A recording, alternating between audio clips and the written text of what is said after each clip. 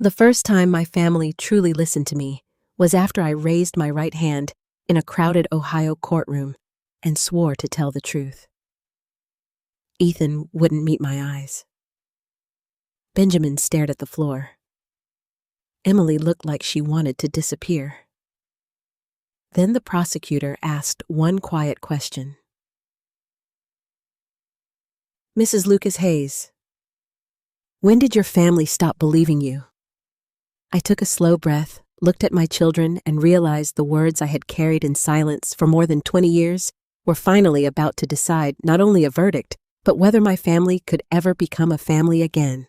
If this story touches something in your heart, I'd love for you to stay with me until the very end. Please, like this video if you've ever felt unheard, subscribe. If stories about family truth and second chances speak to you, and share your thoughts in the comments. I'd also love to know where you're watching from and what time it is in your part of the world. Sometimes knowing we're not alone makes all the difference. My name is Lucas Hayes, and for most of my life, I believed a family could survive almost anything as long as the people inside it still knew how to listen. I was 68 years old when I learned how wrong I could be. I lived in a quiet town outside Columbus, Ohio, in the same white two-story house my husband William and I bought when we were young enough to think 30 years sounded like forever. The front porch still had the swing William installed one Saturday morning, with more confidence than skill. The maple tree in the yard had grown taller than the roof. And in the kitchen, if the evening light came through the window just right, I could still almost see him standing by the counter, sleeves rolled up, asking me whether I thought we should risk everything on a second delivery truck. That was how Hayes Family Supply began. Not in a boardroom, not with investors, not with a business degree, but at our kitchen table, with one yellow legal pad, 2 cups of coffee, and a husband who believed my instincts were worth listening to. William had the charm. I had the memory.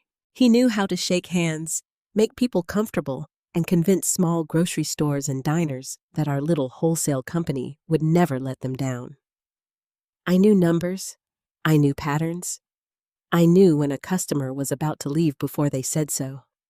I knew when an expense looked wrong.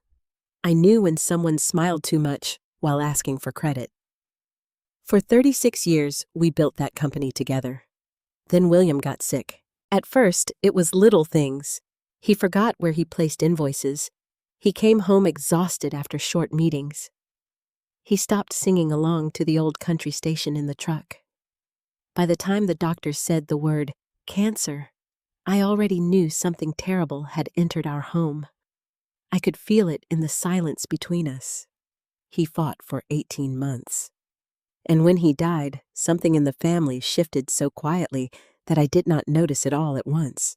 Ethan, our oldest son, took over as president of the company. He was 42, then confident, polished, and sure that modern business belonged to his generation. Benjamin, my younger son, handled warehouse operations. He was kinder than Ethan, softer around the edges, but he rarely challenged his brother. My daughter, Emily Carter, did not work at the company, but she was close enough to every family discussion to have an opinion, and most of the time, that opinion was, "Mom, maybe let Ethan handle it." At first, I tried to be grateful. I told myself William would have wanted the children to step forward.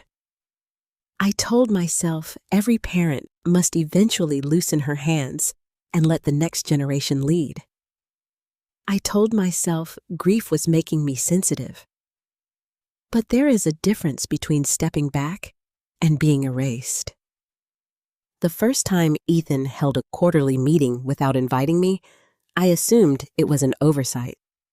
The second time, I asked about it. He looked up from his phone and gave me a smile that did not reach his eyes. "Mom, it was mostly software updates and vendor contracts. Nothing you'd want to sit through." "I sat through vendor contracts before you could spell vendor?" I said. He laughed as if I had made a charming old joke.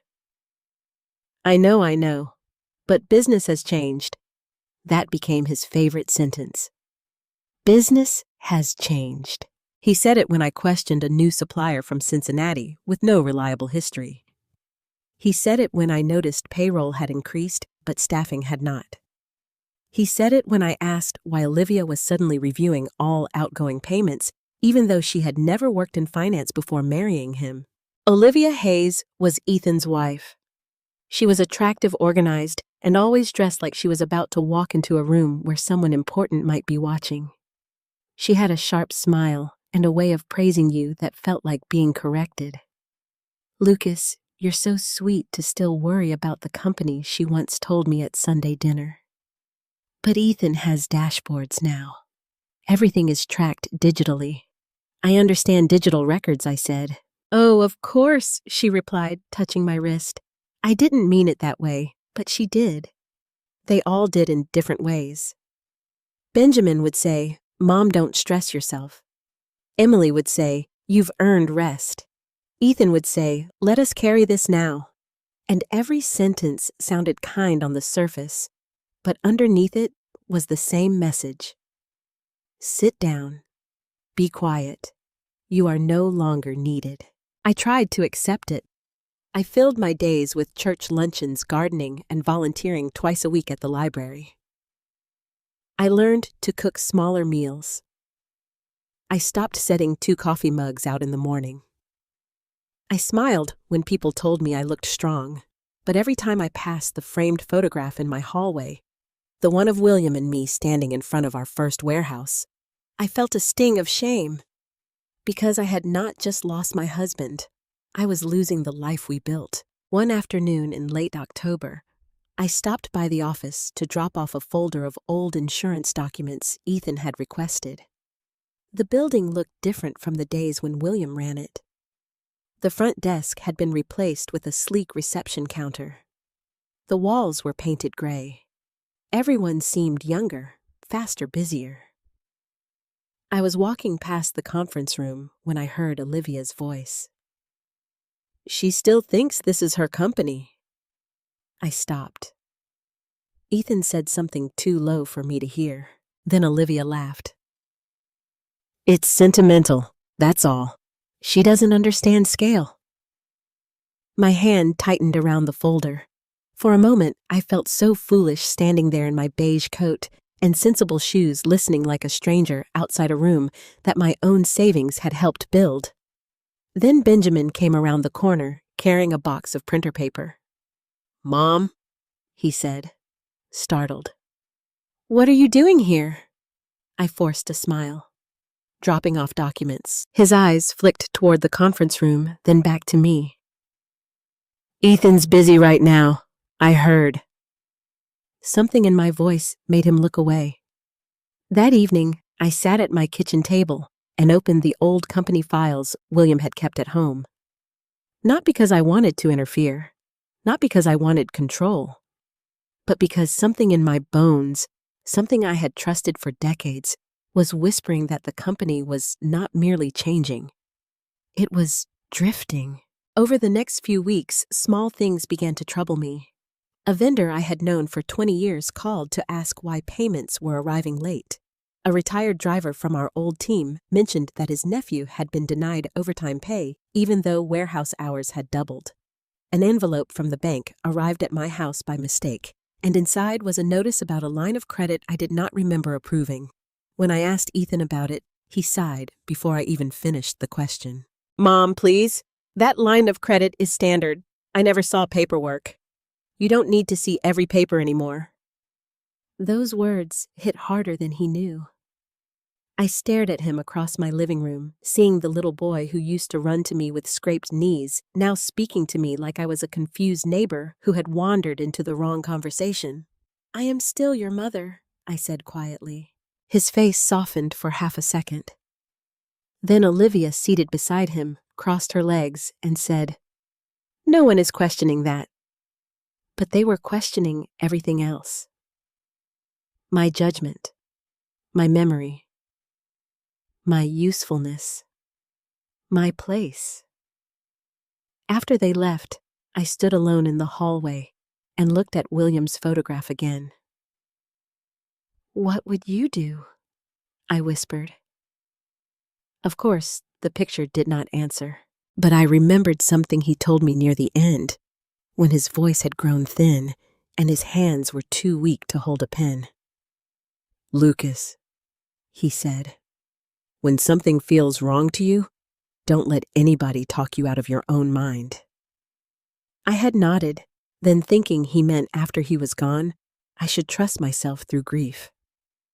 I did not know he was giving me the warning that would one day lead me into a courtroom, so I did the only thing I knew how to do. I listened to the feeling everyone else dismissed, and I began paying attention. The first number that truly frightened me was $18,742.63. I remember it because I wrote it down on the back of an old church bulletin while sitting at my kitchen table with a cup of coffee gone cold beside me. It was a payment listed on a bank notice that had been mailed to my house by mistake, addressed to Hayes Family Supply Attention, Ethan Hayes. The vendor name meant nothing to me. Not one of our regular suppliers. Not a trucking company, not a refrigeration repair service, not insurance, payroll, fuel, warehouse rent, or anything that belonged to the rhythm of a wholesale business. It simply read, Bright Path Consulting, LLC. I stared at it for a long time.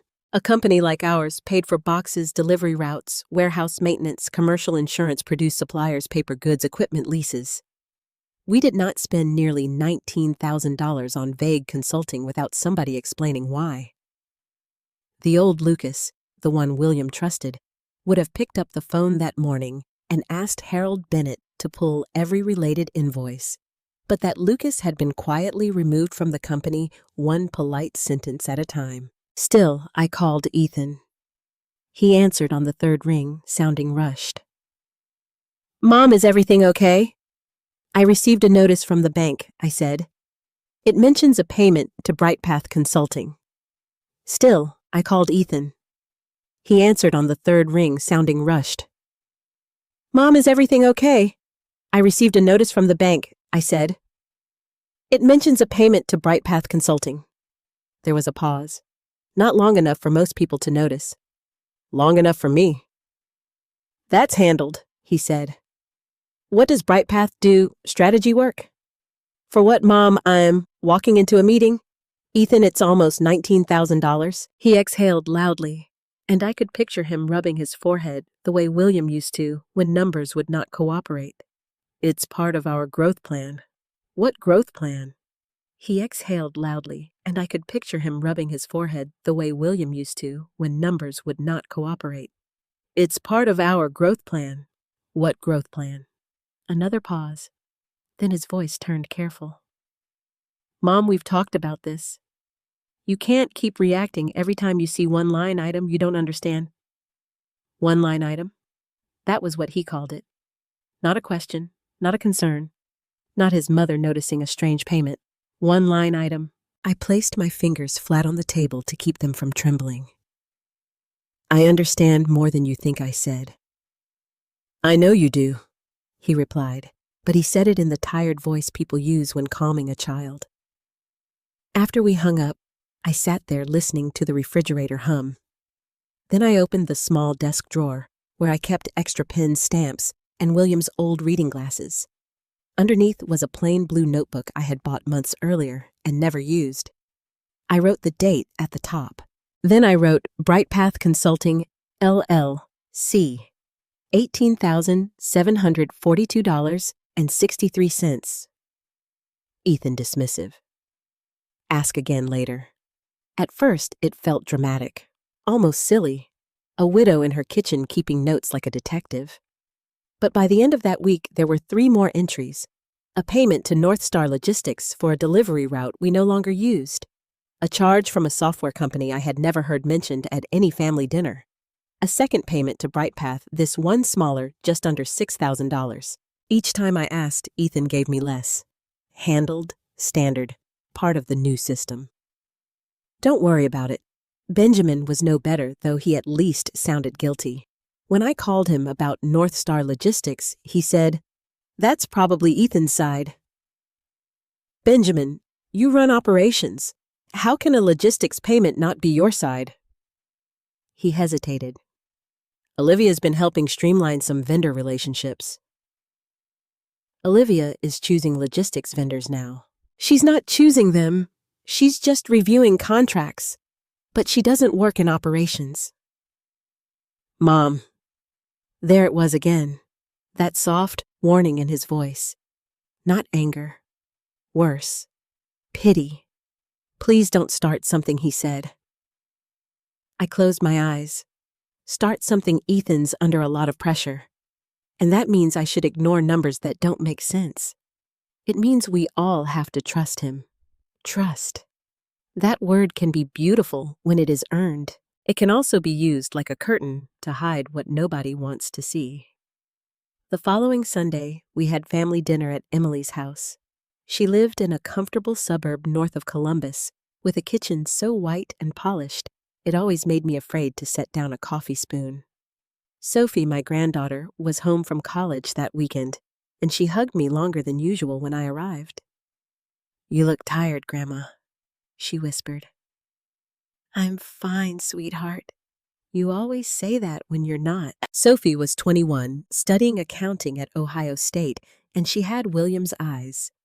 Observant, patient, too honest to be convenient. Dinner began pleasantly enough. Emily made roast chicken, Benjamin brought sweet potato casserole, and Ethan arrived late with Olivia, who carried a bottle of wine and an apology that sounded rehearsed. For almost 30 minutes, we talked about ordinary things. Sophie's classes, church repairs, Benjamin's youngest needing braces, the weather turning cold. Then Ethan mentioned the company's upcoming expansion. We're looking at a new regional distribution partnership, he said. Could open doors across Indiana and Kentucky. Everyone made impressed sounds. I set my fork down. With whom? Then Ethan mentioned the company's upcoming expansion. We're looking at a new regional distribution partnership, he said. Could open doors across Indiana and Kentucky. Everyone made impressed sounds. I set my fork down, with whom Ethan's eyes flicked toward me. Still in discussion. Is Brightpath involved?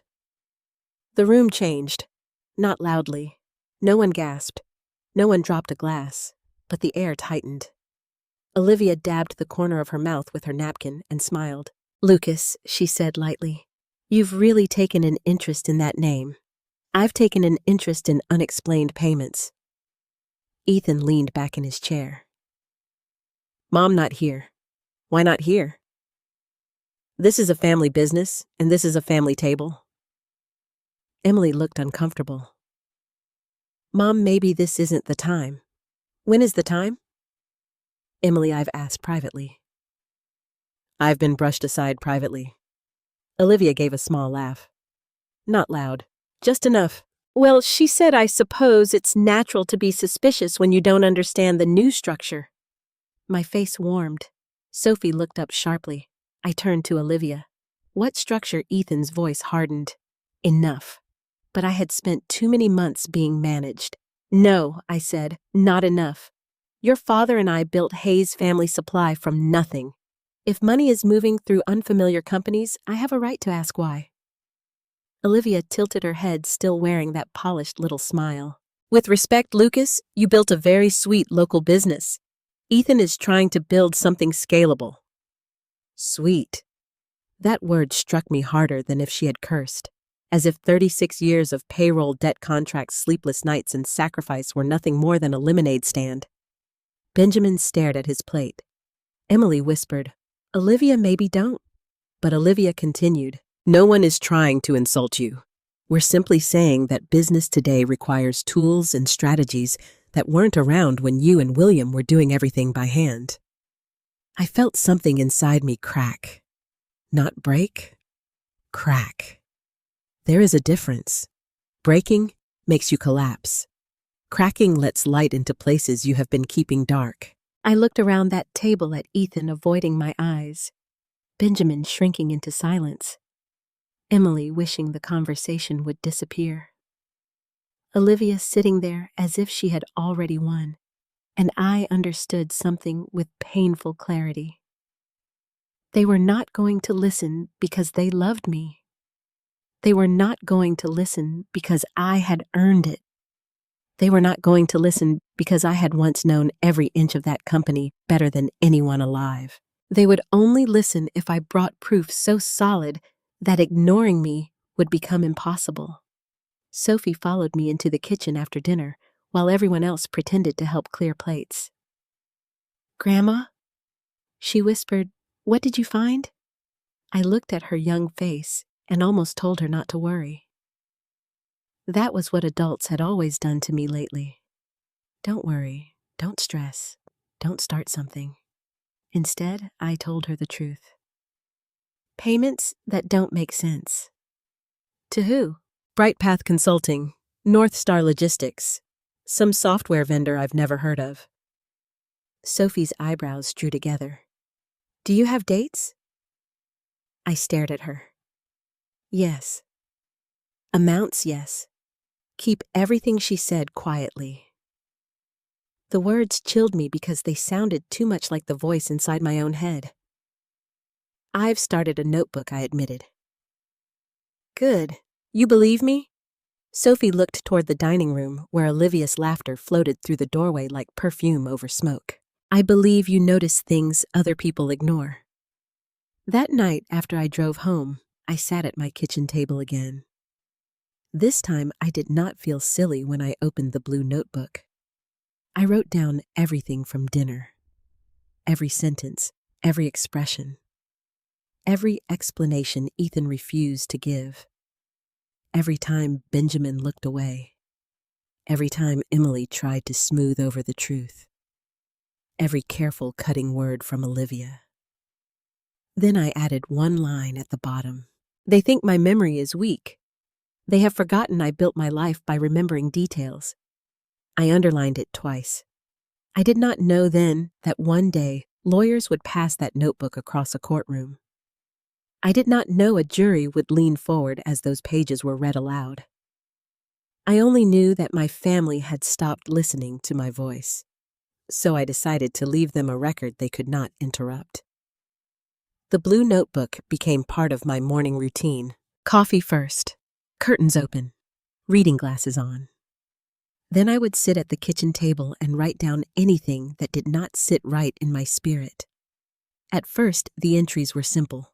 Bright Path Consulting, second payment. North Star Logistics, no explanation. Ethan refused details again. Olivia answered for him.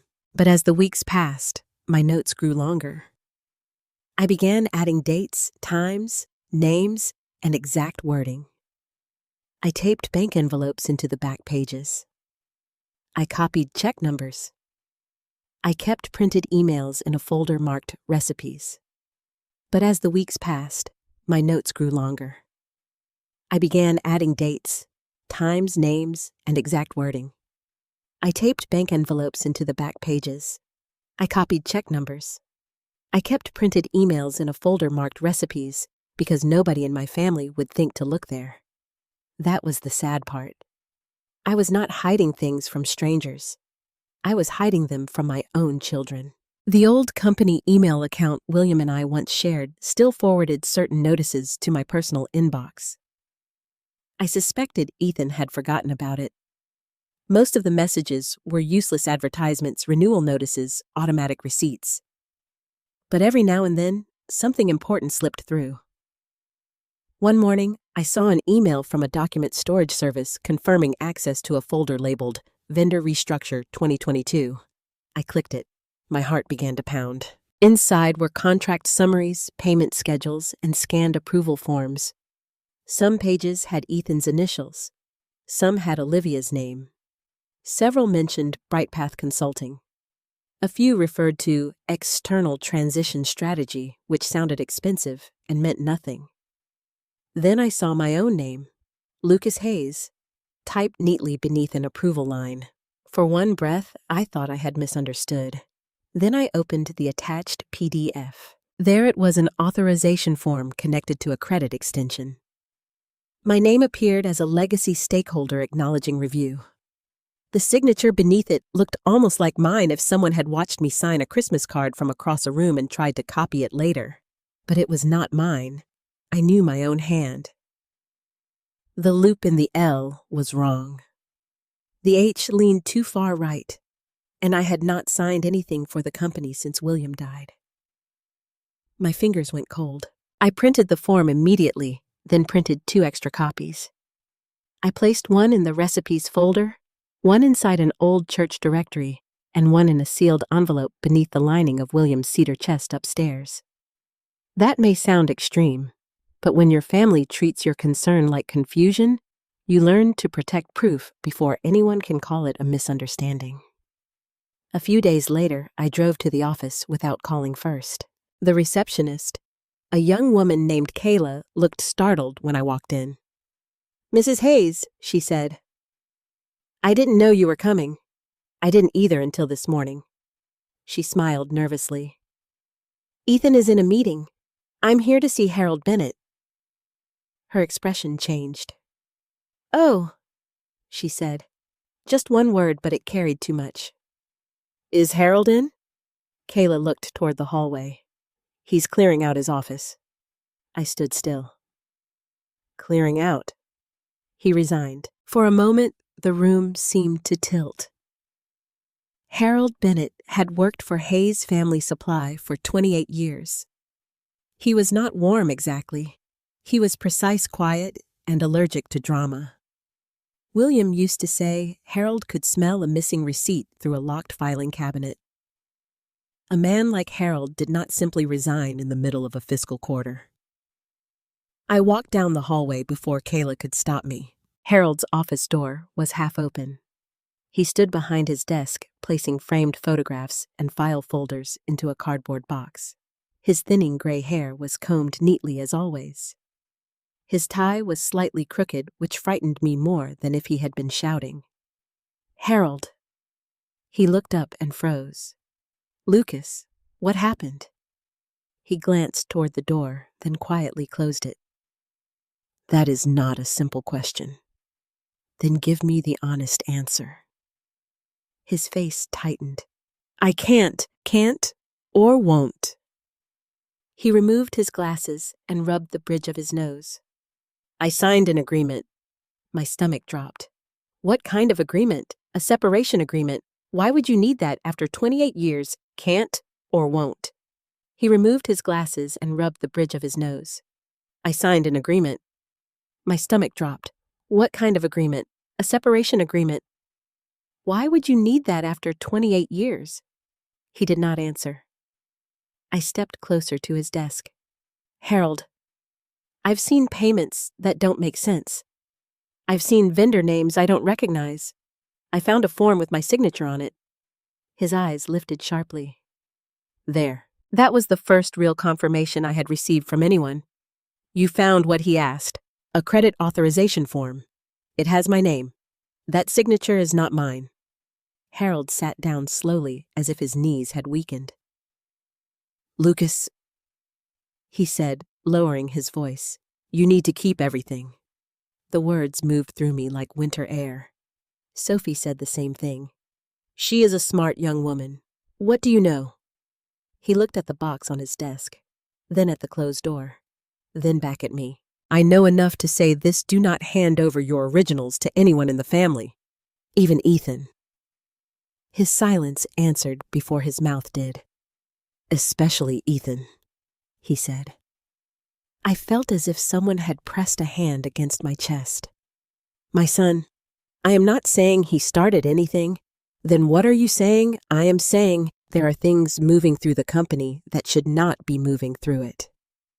I raised concerns. I was told the structure had already been approved. Approved by who? Harold's jaw tightened. By signatures that made certain people comfortable. I thought of that form, the wrong loop, the tilted H. "Olivia," I whispered. He looked away. "I signed an agreement approved by who?" Harold's jaw tightened. By signatures that made certain people comfortable. I thought of that form, the wrong loop, the tilted H. "Olivia," I whispered. He looked away.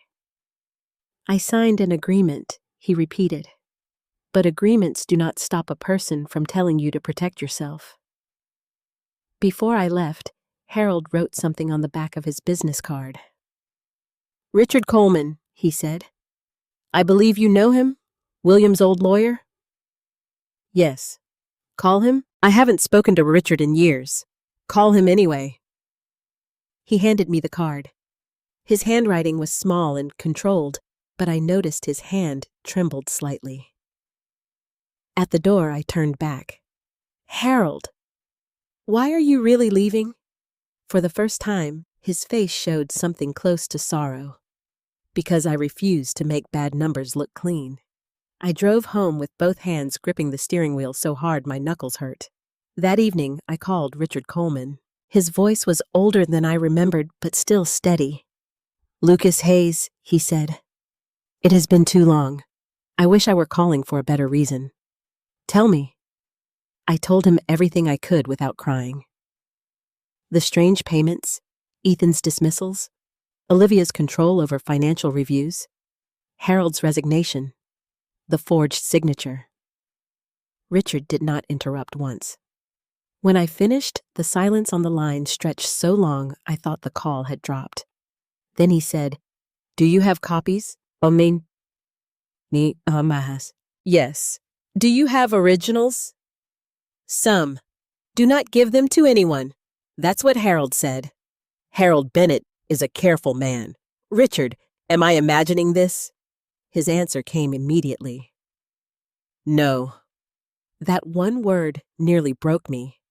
Not because it was frightening, because it was the first time in months someone had believed me without making me prove I was still sound of mind. He asked me to come to his office the next morning. Richard's office was downtown, tucked inside an older brick building with narrow windows and polished wooden floors. Photographs of judges and charity dinners lined the hallway. His assistant brought me tea, though I never drank it. I laid my folder across his conference table. Richard put on his glasses and began reviewing every page. The room was quiet except for paper sliding against paper. Every so often, he made a note on a yellow legal pad. Once he stopped at the forged signature and leaned closer. "This is not yours," he said. "No." "Who had access to your prior signatures? The company?" "Ethan? Old files. Olivia, probably." He nodded grim. "This may become serious. It already feels serious. I mean, legally serious." I looked down at my hands. "I don't want to destroy my family." Richard softened. "Lucas, preserving the truth is not the same as destroying a family. Sometimes, truth is the only thing that prevents the destruction from becoming permanent." He placed the forged form into a separate folder. Then he said something I would remember later under courtroom lights. "One day, these papers may save your family." At the time, I thought he was trying to comfort me. I did not understand that he meant it literally. When I returned home, I found a voicemail from Ethan. His voice was tight. "Mom, Kayla said you came by to see Harold. I need you to stop going around me. You're creating confusion." Confusion, not concern, not danger. Confusion. I saved the voicemail. Then I opened the blue notebook and wrote another entry. "Ethan knows I spoke to Harold, angry, wants me to stop asking questions." I paused, then added, "Richard believes papers may matter legally. Harold resigned because he refused to clean bad numbers." The house was very quiet when I closed the notebook.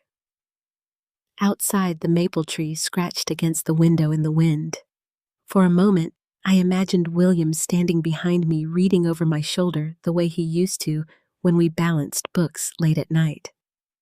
I wanted him to tell me what to do. Instead, all I had was his memory. So I did what he had taught me. I kept the records. I kept the dates. I kept the truth. And I waited for the day when someone besides me would finally have to read it. The investigation began with a white envelope. It arrived on a Thursday afternoon, tucked between a grocery flyer and a notice from my church about the Christmas choir schedule. At first, I nearly set it aside with the rest of the mail. Then I saw the return address. Franklin County Prosecutor's Office. My hand froze over the kitchen counter. For a few seconds, I did not open it. I simply stared at my name, printed across the front, Lucas Hayes. Not Ethan, not Hayes Family Supply. Me. I knew then that whatever had been happening quietly behind office doors was no longer quiet. I slit the envelope open with William's old letter opener, the silver one he used to keep in his desk drawer. Inside was a formal notice asking me to appear for a pre-trial interview regarding an investigation into financial irregularities at Hayes Family Supply. Financial irregularities. Such cold words for something that had already entered my family like a sickness. I sat down slowly. The blue notebook was upstairs in my bedroom, hidden beneath folded winter sweaters. The copies were in 3 different places. Harold Bennett's business card was inside my Bible. Richard Coleman's notes were locked in a small fireproof box in the hall closet. I had spent months protecting documents because my family would not protect the truth. Now the truth had found its way to my front door. I called Richard first. He answered on the second ring. Lucas, I received something from the prosecutor's office. His voice changed at once. Read it to me. I did. He was quiet for a moment, then said, Do not speak with them alone. I wasn't planning to. I'll go with you. Richard, does this mean they already know? It means they know enough to ask questions. I looked toward the framed photograph of William in the hallway. What happens now? Now, Richard said carefully, you tell the truth. Only the truth. No guessing. No protecting anyone by hiding facts. No accusing without evidence. You bring what you have, and you answer what they ask. My throat tightened. They're my children. I know. What if this ruins them? His sigh was gentle but firm. Lucas, if there is wrongdoing, silence will not save them. It will only give the wrongdoing more time. That sentence stayed with me all night. The next morning, my phone began ringing before 8. Ethan. I let it ring. Then Benjamin. Then Emily. Then Ethan again. By the 4th call, I answered. Mom. Ethan said, not even greeting me properly, did you get a letter? I closed my eyes. Yes. You need to tell me exactly what it says. I already spoke with Richard. There was a pause. Richard Coleman. Yes. Why would you call Dad's old lawyer before calling me? Because the letter concerns a legal investigation. His voice sharpened. Into the company. My company. There it was. My company. Not our family's company. Not your father's legacy. Not the business your mother helped build. My company. I kept my voice calm. Ethan, they asked me to appear for an interview. About what? You know what. No, I don't know what, he snapped. Then softer. Mom, listen to me. Government investigators twist things. They ask confusing questions. They make innocent business decisions look criminal. Then clear records should make that easy to explain. He breathed hard into the phone. You've been talking to Harold, haven't you? I did not answer quickly enough. Unbelievable. Then clear records should make that easy to explain.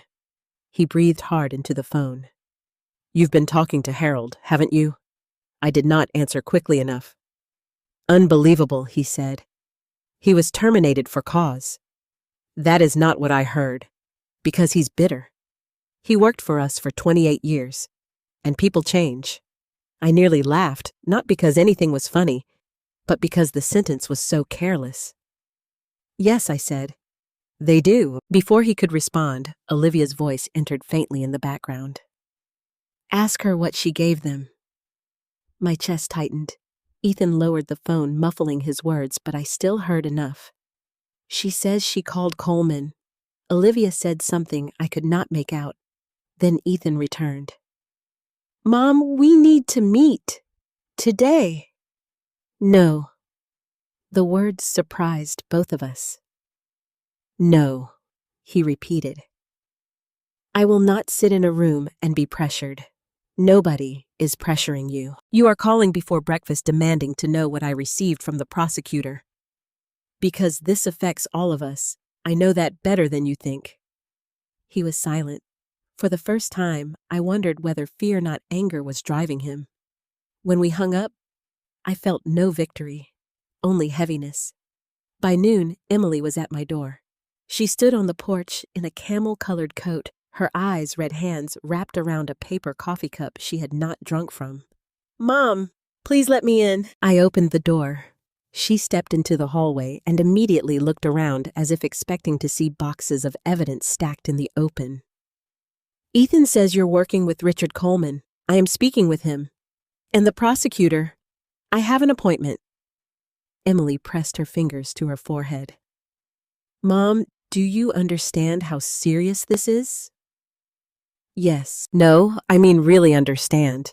If this becomes public, the company could lose contracts. People could lose jobs. Benjamin's kids depend on that income. Ethan's family depends on that income. A lot of families depend on that income. I stared at my daughter, the little girl I once taught to braid her own hair, now standing in my foyer, asking me to measure truth against payroll. Emily, I said softly, do you think I want any of that? I think you want to be heard. The words landed like a slap. I took one step back. She realized what she had said, but she did not take it back. Maybe you don't mean harm, she continued, voice trembling. But you felt pushed out since Dad died. Maybe this is all tangled up with grief. For a moment, I could not speak. Grief. They used that word whenever my memory became inconvenient. I miss your father every day, I said. But missing William did not forge my signature. Emily's face changed. What? I walked to the dining room cabinet, unlocked the small drawer where I kept one copy, and pulled out the credit authorization form. I set it on the table. She approached slowly. That's your signature. No, it is not. She leaned closer. Are you sure? I felt something in me go still. Emily, I have signed my name for 68 years. Her cheeks flushed. I didn't mean, yes, you did. She looked down. For a second, I thought she might finally see me. Then, her phone buzzed. She glanced at the screen, and the moment broke. It's Ethan, she whispered. Of course it is. She did, she whispered. Of course it is. She did not answer the call, but she stepped away from the table. Mom, please don't give that to anyone yet. I already gave a copy to Richard. Her eyes filled with panic. Why would you do that? Because it is evidence. Not answer the call, but she stepped away from the table. Mom, please don't give that to anyone yet. I already gave a copy to Richard. Her eyes filled with panic. Why would you do that? Because it is evidence. It is a piece of paper that could destroy our family. No, I said. The lie on it could destroy our family. She stood there trembling, caught between what she saw and what she wanted to believe. When she left, she hugged me, but it felt like a goodbye before a battle. The interview took place the following Monday. Richard drove me downtown because he said I should not arrive alone. The prosecutor's office was not dramatic like on television. No shouting, no dark rooms, just fluorescent lights, beige walls, and people carrying folders with tired faces. Assistant District Attorney Daniel Brooks met us in a conference room. He was younger than I expected, maybe early 40s, with calm eyes and a careful voice. He shook my hand respectfully. Mrs. Hayes, thank you for coming. I sat beside Richard and placed my purse on my lap. Daniel opened a folder.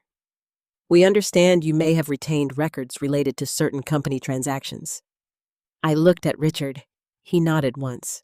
So I began. I told Daniel about the bank notice, Bright Path Consulting, North Star Logistics, the unexplained payments, Harold's resignation, Ethan's dismissals, Olivia's role in reviewing financial documents, the forged signature. Daniel listened without interrupting. Then he asked, "How long have you been keeping notes?" "Several months." "Do you have those notes?" "Yes." "Would you be willing to provide copies?" My fingers tightened around the handle of my purse. This was the moment I had feared. Once I gave the notebook to someone outside the family, the truth would no longer belong only to me. Richard leaned close and whispered, "Copies, not originals." I opened my purse and removed the envelope. Daniel did not grab it. He waited for me to slide it across the table. That small courtesy nearly made me cry. For months, my own family had treated my concerns like noise. This stranger treated them like evidence. Before the meeting ended, Daniel looked directly at me. "Mrs. Hayes, I need you to understand something. There is a possibility you may be called to testify." The room seemed to shrink. "In court?" I asked. "Yes." My voice came out smaller than I wanted. "Against my family." He paused. "In service of the truth." On the drive home, Richard said little. I watched the city pass by through the window. Gray buildings, traffic lights, people walking with places to go. My phone buzzed again and again in my purse. Ethan, Benjamin, Emily. I did not answer. That evening, I sat alone at my kitchen table and opened the blue notebook one more time. I wrote, "Today I gave copies to the prosecutor. Daniel Brooks says I may have to testify. Family keeps calling. I feel afraid." Then I paused and added, "But fear is not proof that I am wrong.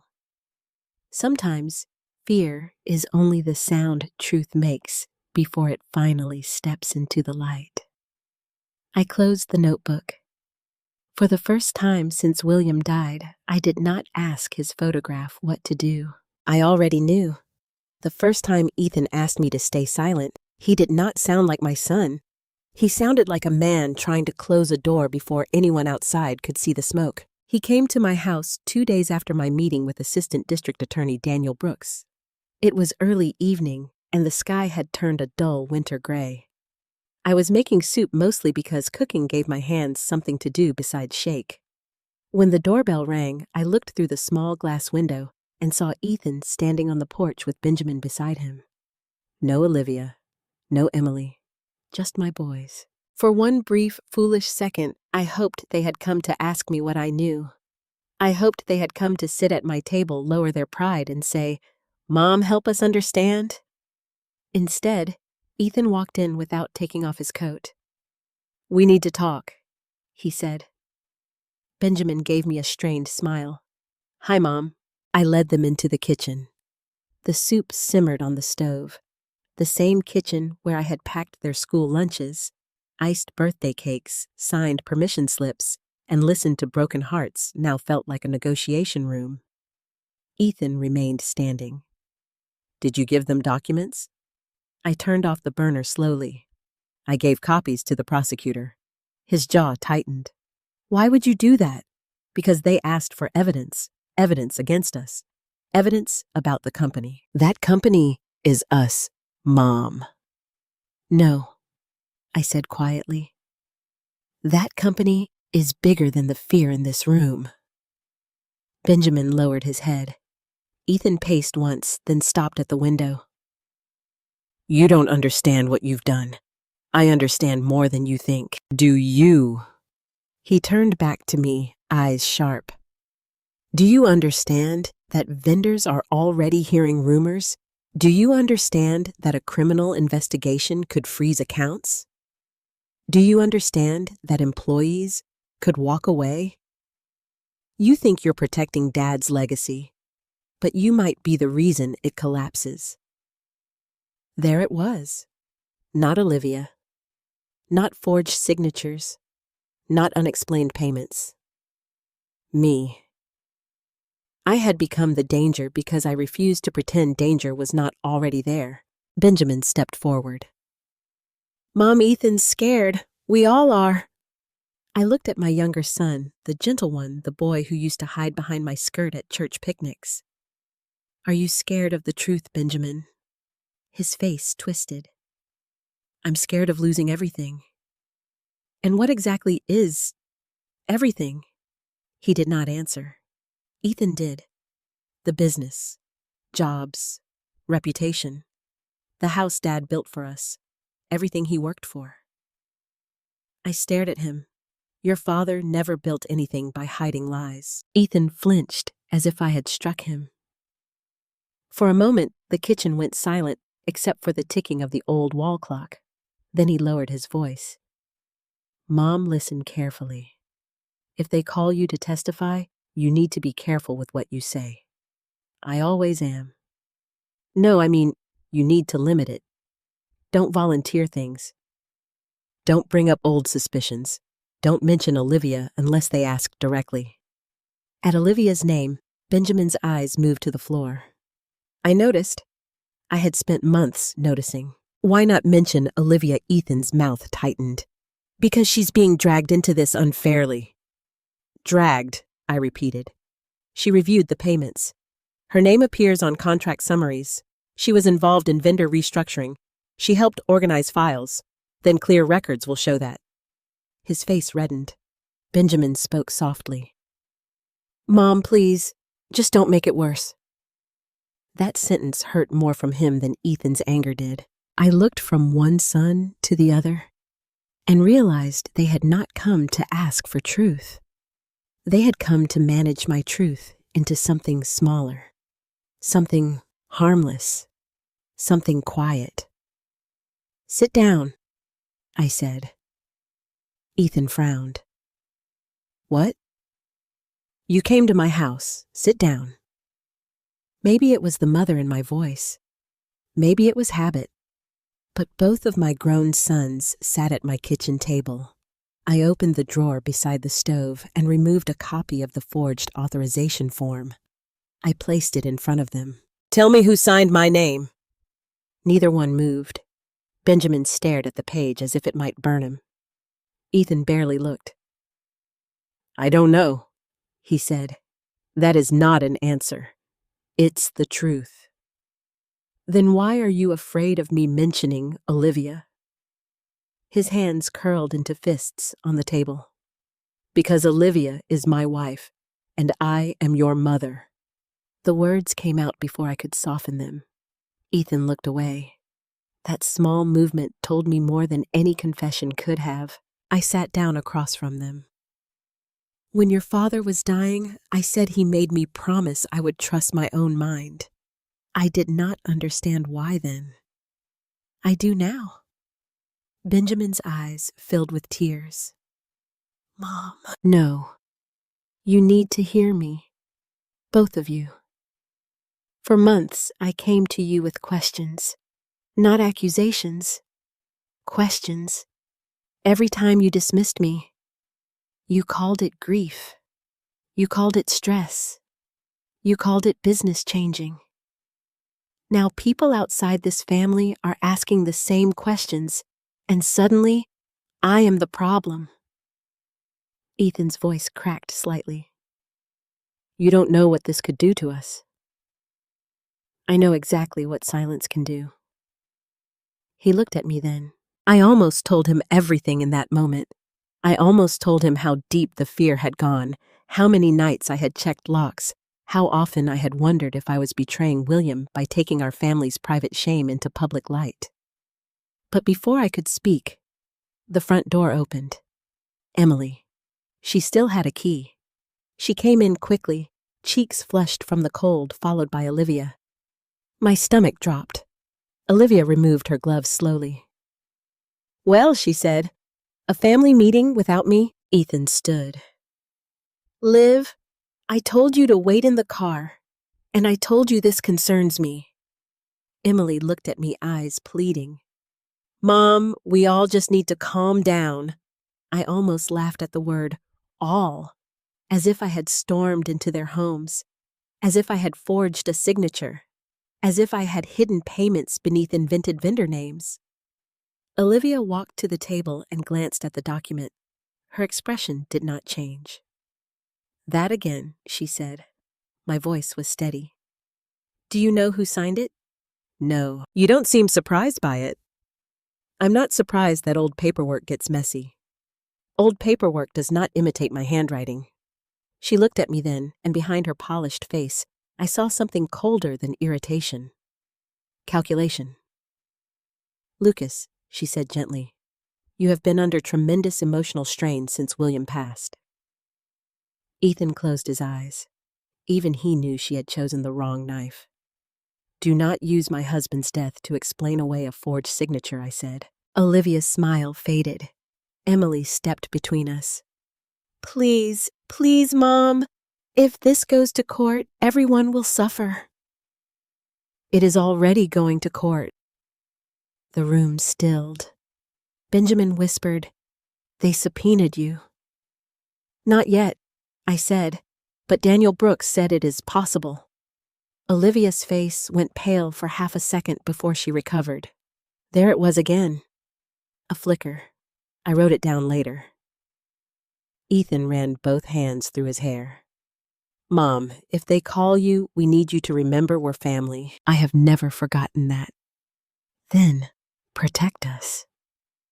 His voice broke on the last word, and for a moment I saw my boy again.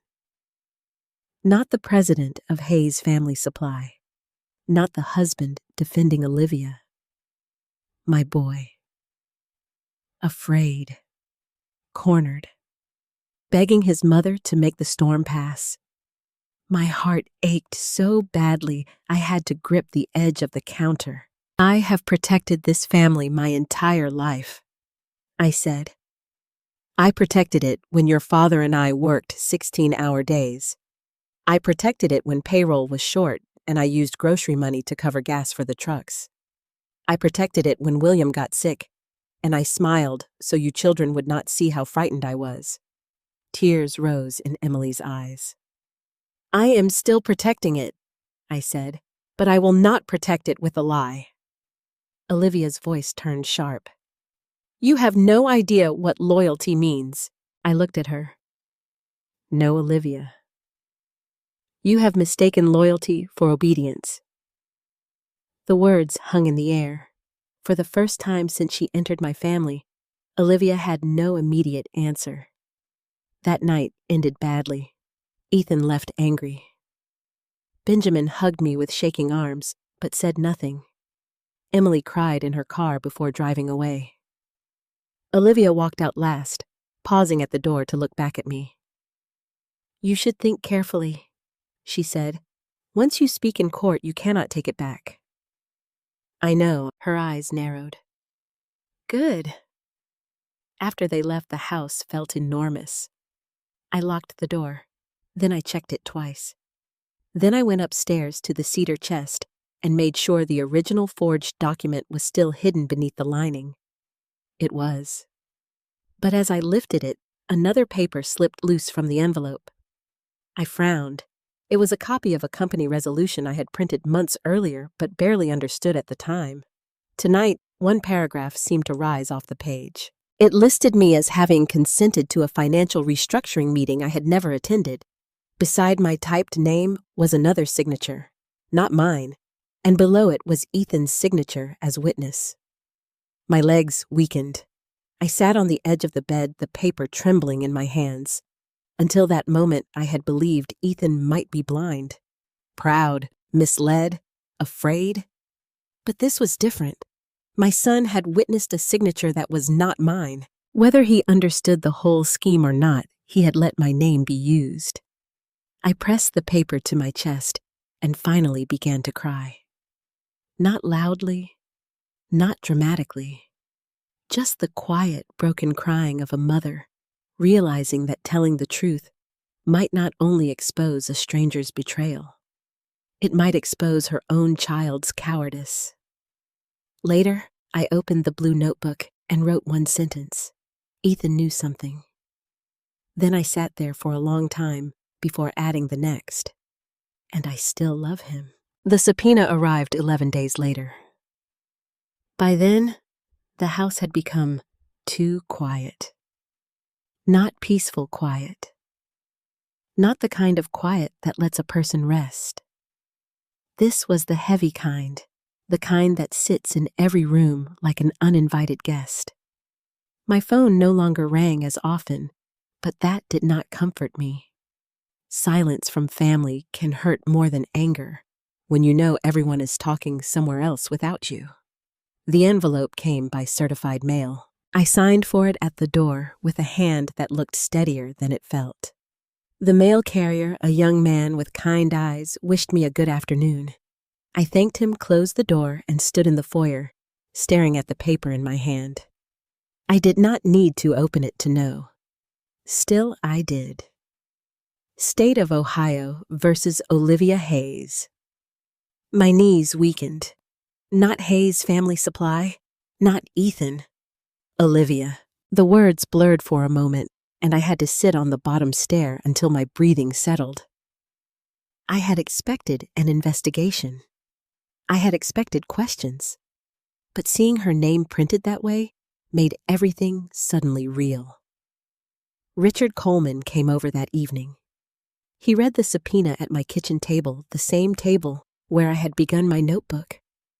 The same table where my children had begged me to shrink the truth.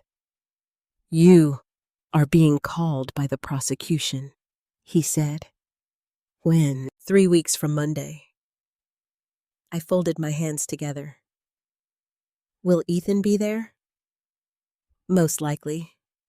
Benjamin, Emily. If they are connected to the case, or called as witnesses, yes." I looked toward the window. The maple tree was bare now, its branches black against the winter sky. "I keep thinking there must be another way." Richard removed his glasses and set them beside the subpoena. "Lucas, you have spent months trying every other way." "I know. Your family did not listen. I know that too. But knowing a thing did not make it less painful." That night, I pulled out a black dress from the back of my closet. Not funeral black, though it felt close. It was the dress I had worn years earlier to a charity dinner with William, modest and simple, with sleeves to the wrist. I pressed it carefully and hung it on the outside of the closet door. For 3 weeks, I prepared. Richard practiced questions with me. Daniel Brooks met with us twice and reminded me of the same rule each time. Do not argue. Do not explain beyond the question unless I ask you to. Do not guess. If you do not know, say you do not know. "That part I can do," I told him. "I have spent years being told I do not know anything." He looked at me with quiet sympathy, but he did not pity me. I appreciated that. Pity had become another way people made me feel small. On the morning of the trial, I woke before dawn. I made coffee but could barely swallow it. I touched William's photograph before leaving the house. "I'm going to tell it straight," I whispered. Richard drove me to the courthouse. Downtown Columbus looked cold and gray, the streets wet from overnight rain. The courthouse rose ahead of us like something carved out of consequence. Large stone columns, wide steps. Metal detectors. People walking in carrying folders, fear, anger, and secrets. Inside, everything smelled faintly of paper winter coats and old wood. Richard stayed beside me as we passed through security. My purse was searched. The folder of copies was inspected. When the guard handed everything back, I thanked him out of habit, though my mouth felt dry. The courtroom was already half full when we entered. I saw Ethan first. He sat behind the defense table, not beside Olivia, but directly behind her, as if even now he could not decide whether to stand with her or hide behind her. His suit was dark, his face pale. When our eyes met, he looked away. Benjamin sat 2 rows behind him. His shoulders were hunched, and his hands were clasped so tightly, his knuckles were white. Emily sat beside him, a tissue already crushed in her fist. Sophie was there too. My sweet Sophie.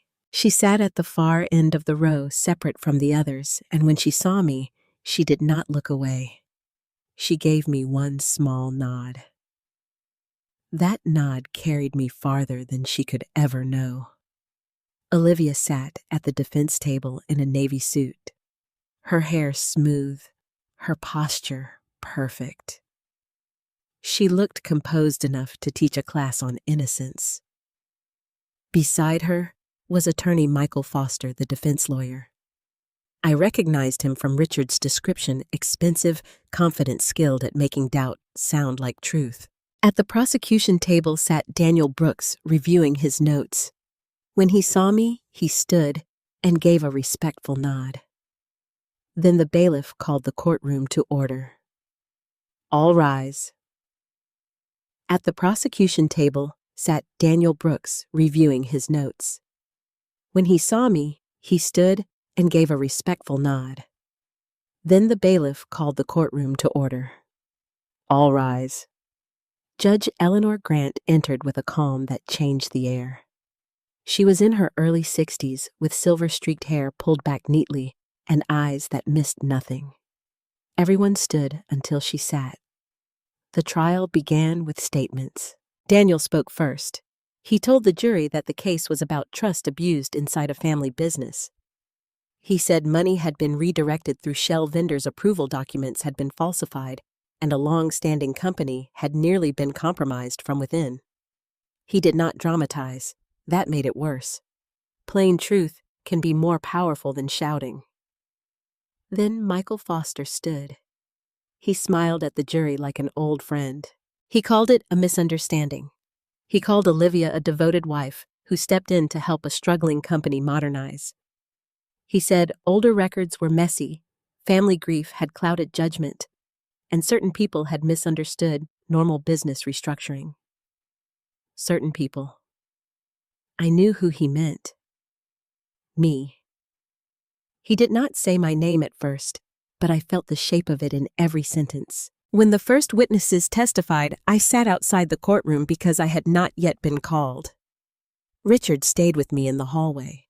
Every time the door opened, I caught pieces of sound legal objections, footsteps, the low murmur of voices. Waiting was its own kind of punishment. I thought about William. I thought about the old warehouse. I thought about Ethan as a boy standing on a milk crate beside his father, pretending to check inventory. I thought about Benjamin falling asleep in the delivery truck during late nights when babysitters cost more than we had.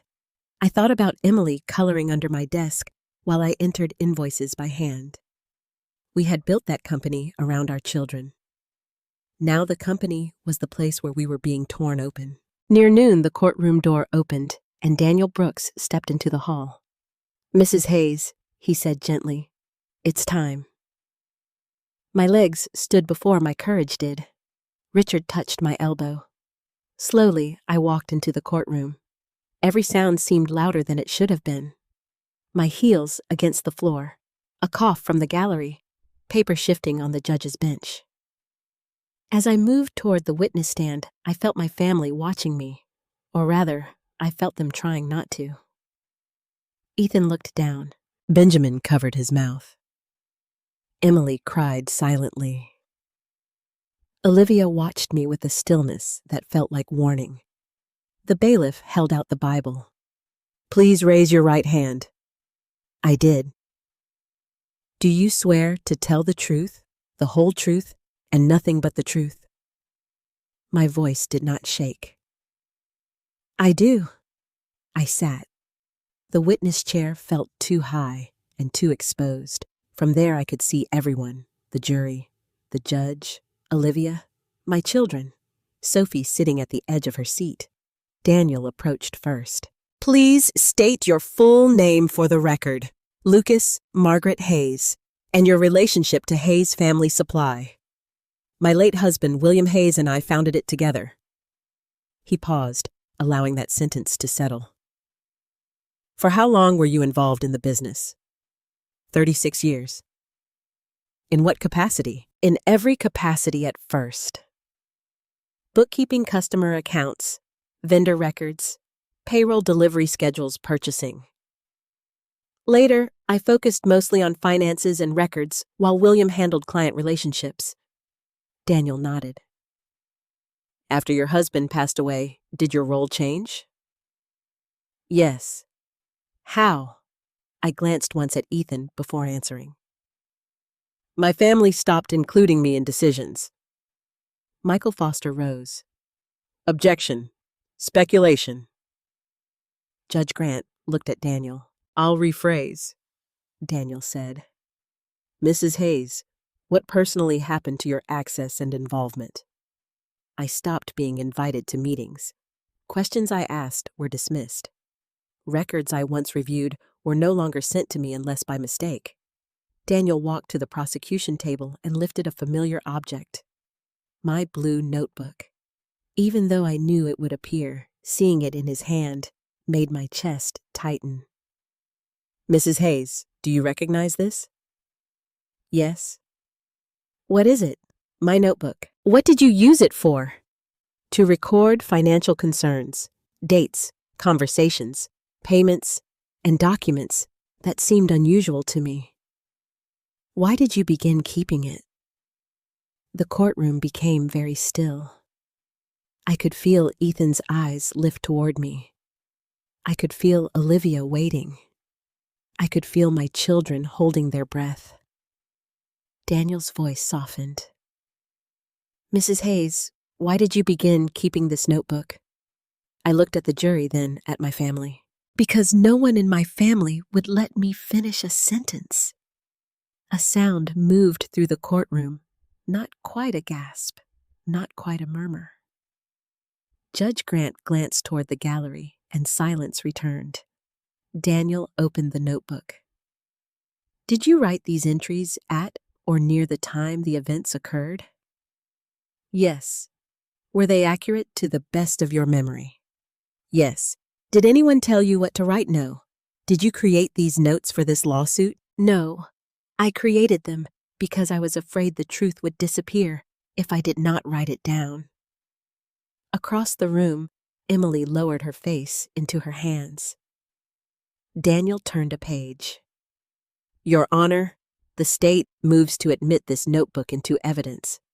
Michael Foster stood immediately. Objection. Highly prejudicial. Personal impressions from a grieving widow are not business records. A grieving widow. There it was again. The phrase landed in the room like a label they wanted, pasted across my forehead. Daniel responded calmly. The notebook is not being offered as a formal business ledger. It is being offered to establish timeline notice and the witness's contemporaneous observations which connect to documents already authenticated. Judge Grant studied both attorneys. Then she looked at me. For one brief second, her eyes held mine. Objection overruled, she said. The notebook may be admitted for the limited purpose stated. The clerk took it, and just like that, the little blue notebook my family had mocked, without ever seeing, became evidence. Daniel turned back to me. Mrs. Hayes, I want to ask you about the first entry. He read aloud the date and the amount. Bright Path Consulting, $81,742.63. I heard Olivia shift in her chair. Daniel asked, what did you do after seeing this payment? I asked my son Ethan what Bright Path Consulting did. What did he tell you that it was handled? Did he explain the services? No. Did you continue seeing payments? Yes. To Bright Path and other vendors? Yes. And did your family accept your concerns? I swallowed. No. Daniel's voice grew quieter. What did they do instead? I looked at my children. This was not the full testimony yet, not the deepest wound, not the secret that would change everything. But it was the first time they had to sit still and hear me without interrupting. They told me business had changed, I said. They told me not to worry. They told me I didn't understand anymore. Then Daniel lifted another document. My forged signature. Mrs. Hayes, he said, I'm going to show you what has been marked as State's Exhibit 14. My heart began to pound. Do you recognize this document? Yes. Is that your signature? I leaned toward the microphone. No. The courtroom went silent. That is not my signature. The moment I said, that is not my signature, I felt the courtroom change. It was not dramatic in the way people imagine. No one shouted. No one jumped from their seat. Judge Eleanor Grant did not pound her gavel. But something shifted all the same. The jurors leaned forward. Daniel Brooks turned slightly toward them, as if letting my words settle. Michael Foster whispered something to Olivia, and for the first time that day, her perfect posture tightened. Daniel placed the document on the screen for the jury. Mrs. Hayes, he said, please look at State's Exhibit 14. Is your name printed on that document? Yes. Is the signature beneath that name yours? No. How certain are you? Completely certain. Why? Because I know my own handwriting. I know the way I form my L. I know the way my H sits lower than the rest of my name. And I know I did not sign any authorization related to that credit extension. Daniel nodded. Did anyone ask your permission to use your name on that document? No. Did anyone inform you that your name had been used? No. Who first showed you this document? I found it myself through an old company email link that still forwarded certain notices to my personal account. At the defense table, Olivia turned her face slightly away. Daniel walked back to the prosecution table and picked up another page. Mrs. Hayes, after you found this document, what did you do? I printed copies. I placed them in separate locations. Then I kept watching. Why place them in separate locations? I looked down for a moment. This was the kind of question that could make me sound paranoid if answered poorly. But I had promised myself I would not dress the truth in nicer clothes just to make people comfortable. Because by then, I said I no longer trusted that documents would remain safe if anyone in my family knew I had them. A soft sound came from Emily's row. Daniel continued gently. Was that an easy thing for you to believe no? Why not? Because they are my children. My voice caught and I paused. Judge Grant gave me a moment. When I continued, my voice was quieter. A mother does not want to believe she has to hide proof from her own family, but I had already been dismissed so many times that I knew if I handed over what I had, they might call it confusion or grief or old paperwork. I needed the papers to survive longer than their excuses. Daniel let that sentence breathe. Then he asked, Did you confront anyone? Yes, I confronted Ethan, Benjamin, Emily, and Olivia at different times. What was their general response? Ethan told me the matter was handled. Benjamin asked me not to start something. Emily said grief might be clouding my judgment. Olivia said old paperwork gets messy. Did anyone say, Lucas, let us investigate this with you? No. Did anyone say, we believe you? My eyes moved to Sophie without meaning to. Yes, I said. My granddaughter Sophie. Sophie pressed her lips together, trying not to cry. Daniel glanced at his notes. Tell the court about Sophie's role. She did not work at the company. She was studying accounting at Ohio State. But she listened. After a family dinner where Olivia mocked my concerns, Sophie followed me into the kitchen and asked what I had found. She asked if I had dates and amounts. Then she told me to keep everything. Did that matter to you? More than I can explain. Why? Because when everyone else treated me like a problem, she treated me like a witness. That word seemed to echo in the courtroom. Witness. I had not thought of it that way until I said it. Daniel turned another page. Mrs. Hayes, I'd like to talk about your notebook. Did you record conversations as accurately as you could remember them? Yes. Did you exaggerate? No. Did you include things that made you look emotional or afraid? Yes. Why? Because I was emotional and afraid. A few jurors looked up sharply at that. I continued before Daniel could ask. But being afraid does not mean I was wrong. Being hurt does not mean I was confused. People kept acting as though emotion made my memory weaker. In my experience, pain can make certain moments impossible to forget. For the first time, I saw Benjamin cover his face. Daniel walked to the screen. Let us look at the entry from November 12th. Could you read the underlined sentence? The sentence appeared large enough for everyone to see. My throat tightened. I read it aloud. They think my memory is weak. They have forgotten I built my life by remembering details. The courtroom was so quiet, I could hear someone's pen stop moving. Daniel asked, "What did you mean by that?" I meant that my family had started treating my age like evidence against me. But everything William and I built depended on my ability to remember details. Customer balances, vendor terms, delivery problems. Which driver had a sick child? Which restaurant owner paid late every February because winter was slow? I remembered because remembering was how we survived. Daniel's voice softened. Did your late husband trust your judgment? Yes. How do you know? He asked for it every day. That answer came faster than I expected, and it brought a sting of tears behind my eyes. Daniel gave me a moment, then lifted another document. Mrs. Hayes, you also mentioned a man named Harold Bennett. Who is he? Our longtime accountant. He worked for Hayes Family Supply for 28 years. Did you speak with him before he left the company? Yes. Tell the jury about that conversation.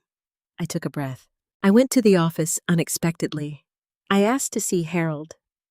The receptionist told me he was clearing out his office. When I found him, he was packing a box. I asked what had happened. He said he had signed a separation agreement and could not tell me everything. But when I mentioned the forged signature, he reacted in a way that told me he understood the seriousness. What did he tell you? He told me to keep everything. Daniel looked toward the jury. Did he say why? He said there were things moving through the company that should not be moving through it. He said he had raised concerns and was told the structure had already been approved by what I swallowed, by signatures that made certain people comfortable. Michael Foster stood. Objection. Hearsay. Judge Grant nodded slightly. Sustained as to Mr. Bennett's statement for the truth of the matter. Jury will consider it only for its effect on the witness's subsequent actions. Daniel moved on smoothly. What did you do after speaking with Mr. Bennett? I contacted Richard Coleman, my late husband's attorney. Why? Because Harold wrote his name on a card and told me to call him. Daniel moved on smoothly. What did you do after speaking with Mr. Bennett? I contacted Richard Coleman, my late husband's attorney. Why? Because Harold wrote his name on a card and told me to call him. And what did Mr. Coleman advise? He told me not to give originals to anyone. He reviewed the documents. He told me they might one day save my family. Daniel closed his folder for a moment. Mrs. Hayes, at that point, did you believe you were trying to punish your family? No. What did you believe you were doing? Trying to stop something before it swallowed us? Daniel did not ask another question immediately. I looked at Ethan. For the first time since I had taken the stand, he looked back. His face was pale, his eyes wet, and there was shame there. But there was something else, too. Fear. Not fear of me. Fear that I had been right. Daniel picked up one more page. Mrs. Hayes before court today. Did you ever accuse Olivia Hayes publicly? No. Did you ever tell employees she was guilty? No. Did you go to the press? No. Did you try to damage the business? No. Then why keep such careful records? I leaned toward the microphone. Because I knew a day would come when my family would say I had imagined everything. And I wanted the truth to have a better memory than they gave me credit for. Even Judge Grant looked down at her notes after that. Daniel turned toward the bench. No further questions at this time, Your Honor. A chill ran through me, because now it was Michael Foster's turn. He stood slowly buttoning his jacket with practiced calm. Mrs. Hayes, he said, walking toward me with a smile that held no warmth. You loved your husband very much, didn't you? Yes. And losing him was devastating. Yes, you felt pushed aside afterward. I was pushed aside. He smiled slightly. That is your interpretation. That is my experience. A few jurors looked at me again. Michael's smile thinned. You kept a secret notebook about your family. I kept records. You hid documents in multiple locations. Yes, you believed your children might destroy evidence. I believed they might not protect it. He paused. And yet you want this jury to believe you were not angry. I was angry. That answer seemed to surprise him. I continued. I was also scared, heartbroken, lonely, and right. The courtroom went silent again. Michael looked at me for several seconds, then glanced back at Olivia. I knew then he had expected me to deny my emotions. He had expected to trap me between grief and credibility. But grief was not a trap if I refused to be ashamed of it. He stepped closer. Mrs. Hayes, isn't it true that you resented Olivia because she had influence over Ethan? No. Isn't it true that you disliked her involvement in the company? I disliked unexplained financial control by someone who would not answer questions. So yes. No, I said. That is not the same thing. His jaw tightened. He changed direction. You mentioned Harold Bennett. You said he resigned. Are you aware he was terminated for cause? I am aware. Ethan said that. Are you aware Mr. Bennett had disagreements with management? Yes. Isn't it possible he influenced your suspicions? No. Why not? Because I noticed the numbers before I spoke to Harold. He looked down at his notes. Then came the question I had dreaded. Mrs. Hayes, you have testified that your family did not listen to you. But isn't the deeper truth that you could not accept no longer being in charge? For a moment, the room blurred. That accusation carried every insult from the past year inside it. Old, controlling, grieving, jealous, unable to let go. I looked at my children. Ethan stared at the table. Benjamin cried silently. Emily looked as though she wanted to stand, but did not know how. Then I looked back at Michael Foster. No, I said. The deeper truth is that I did let go. I let my children lead. I let them change the company. I let them make decisions I would not have made. What I could not let go of was the truth. Michael opened his mouth, but I was not finished. And if they had listened to me at the kitchen table, none of us would have had to hear it in a courtroom. For the first time all day, Olivia looked away. Michael Foster was still standing in front of me when the courtroom doors opened again. At first, I thought someone had entered by mistake.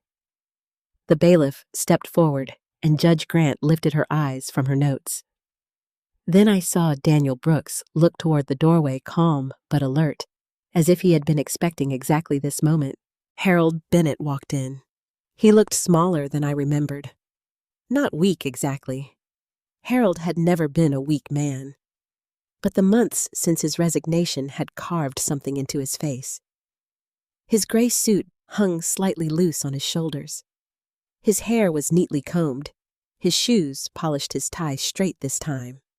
In his right hand, he carried a brown leather folder worn at the edges. The courtroom shifted again. Ethan turned so quickly his chair scraped the floor. Benjamin whispered something I could not hear. Emily pressed her hand over her mouth. Olivia did not turn around at first. She kept looking forward, still as stone. But I saw her fingers tighten around a pen until her knuckles paled. Michael Foster noticed him too. His face changed for only a second, but I saw it. He had known I was dangerous as a grieving widow with a notebook. He had not expected Harold. Judge Grant looked toward Daniel. "Mr. Brooks," Daniel rose. "Your Honor, the state calls Harold Bennett." Michael's head snapped toward him. "Your Honor, may counsel approach." The judge allowed it. They spoke in low voices at the bench. I could not hear the words, but I could read the bodies. Daniel steady, Michael tense. Judge Grant listening with controlled patience. After a moment, she said aloud, "The witness may be called. Objections may be made as appropriate." The bailiff escorted me down from the witness stand. As I passed Harold, he gave me the smallest nod. It was not warmth. It was acknowledgement. We had both carried pieces of the same truth. Now, they were meeting under oath. I returned to my seat beside Richard, my knees trembling. Richard leaned close and whispered, "You did well." I did not answer.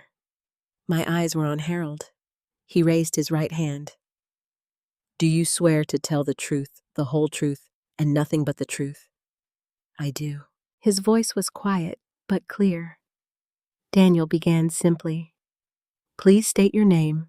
"Harold James Bennett." "What was your position at Hayes Family Supply?" "I served as controller and senior accountant. I oversaw financial records, vendor payments, internal reconciliations, payroll reporting, and year-end preparation." "How long did you work there?" 28 years. "Did you work under William Hayes?" "Yes." "And later under Ethan Hayes?" "Yes." Daniel let the timeline settle. "Mr. Bennett, did you know Lucas Hayes?" "I did." "In what capacity?" "She was one of the founders of the company. For many years, she handled or reviewed financial records directly. Even after stepping back from daily operations, she had institutional knowledge that was extremely valuable." My throat tightened. Extremely valuable. 2 words my own family had not given me in years. Daniel continued, "Was Mrs. Hayes knowledgeable about the company's finances?" Harold looked directly at the jury. "Yes, very." A sound came from behind me. I did not turn, but I knew it was Emily. Daniel walked to the evidence table. "Mr. Bennett, did there come a time when you noticed unusual financial activity?" "Yes, when initially late 2021. It became more concerning in 2022. "What did you notice?" "Payments to vendors whose services were unclear or insufficiently documented. Consulting fees without proper scope descriptions. Logistics-related expenses that did not correspond to active routes. Software charges with no identifiable implementation records." Daniel nodded. "Do any names stand out?" "Yes. Brightpath Consulting, LLC. North Star Logistics. Meridian Systems Group." Those names sounded different when Harold said them. Less like suspicions, more like facts. "Did you raise concerns?" "Yes." "With whom?" "Ethan Hayes initially. Later, Olivia Hayes became involved in most financial review discussions." Ethan lowered his head. Daniel's voice remained controlled. "What was the response?" "At first, I was told these were part of a modernization and expansion strategy. Later, when I requested supporting documentation, I was told I was slowing progress and creating unnecessary friction." "Did the documentation eventually satisfy you?" "No, why not?" because some of it appeared to have been created after the fact. The jurors shifted. Michael stood. Objection. Speculation. Judge Grant looked at Harold. Mr. Bennett may testify to his professional observations, but not conclusions beyond his expertise unless properly established. Daniel nodded. Mr. Bennett, based on your professional experience as controller, what did you observe? Harold adjusted his glasses. I observed invoices that lacked ordinary detail. I observed approval forms where signature dates did not align with system upload dates. I observed vendor files that appeared incomplete until after questions were raised. Daniel picked up a document. Mr. Bennett, I am showing you State's Exhibit 14. Do you recognize it? Yes. What is it? A credit authorization acknowledgement connected to a restructuring arrangement, whose name appears on it, Lucas Hayes. Did you believe that signature was hers? Harold hesitated. Then he looked at me. No. A breath moved through the courtroom. Daniel asked, why not? I had seen Mrs. Hayes sign documents for decades. The signature was close, but wrong. The proportions were wrong. The pressure pattern looked inconsistent. And more importantly, I had no record of her attending the meeting or receiving the supporting documents she supposedly acknowledged. Michael stood. Objection to handwriting analysis. Judge Grant said, sustained in part. The witness may testify to familiarity and record-keeping, not expert handwriting analysis. Daniel adjusted immediately. Mr. Bennett, based on your familiarity with company records, did you find any evidence Mrs. Hayes attended or approved that transaction? No. Did you report that concern? Yes. To whom? Harold took a breath. To Ethan Hayes.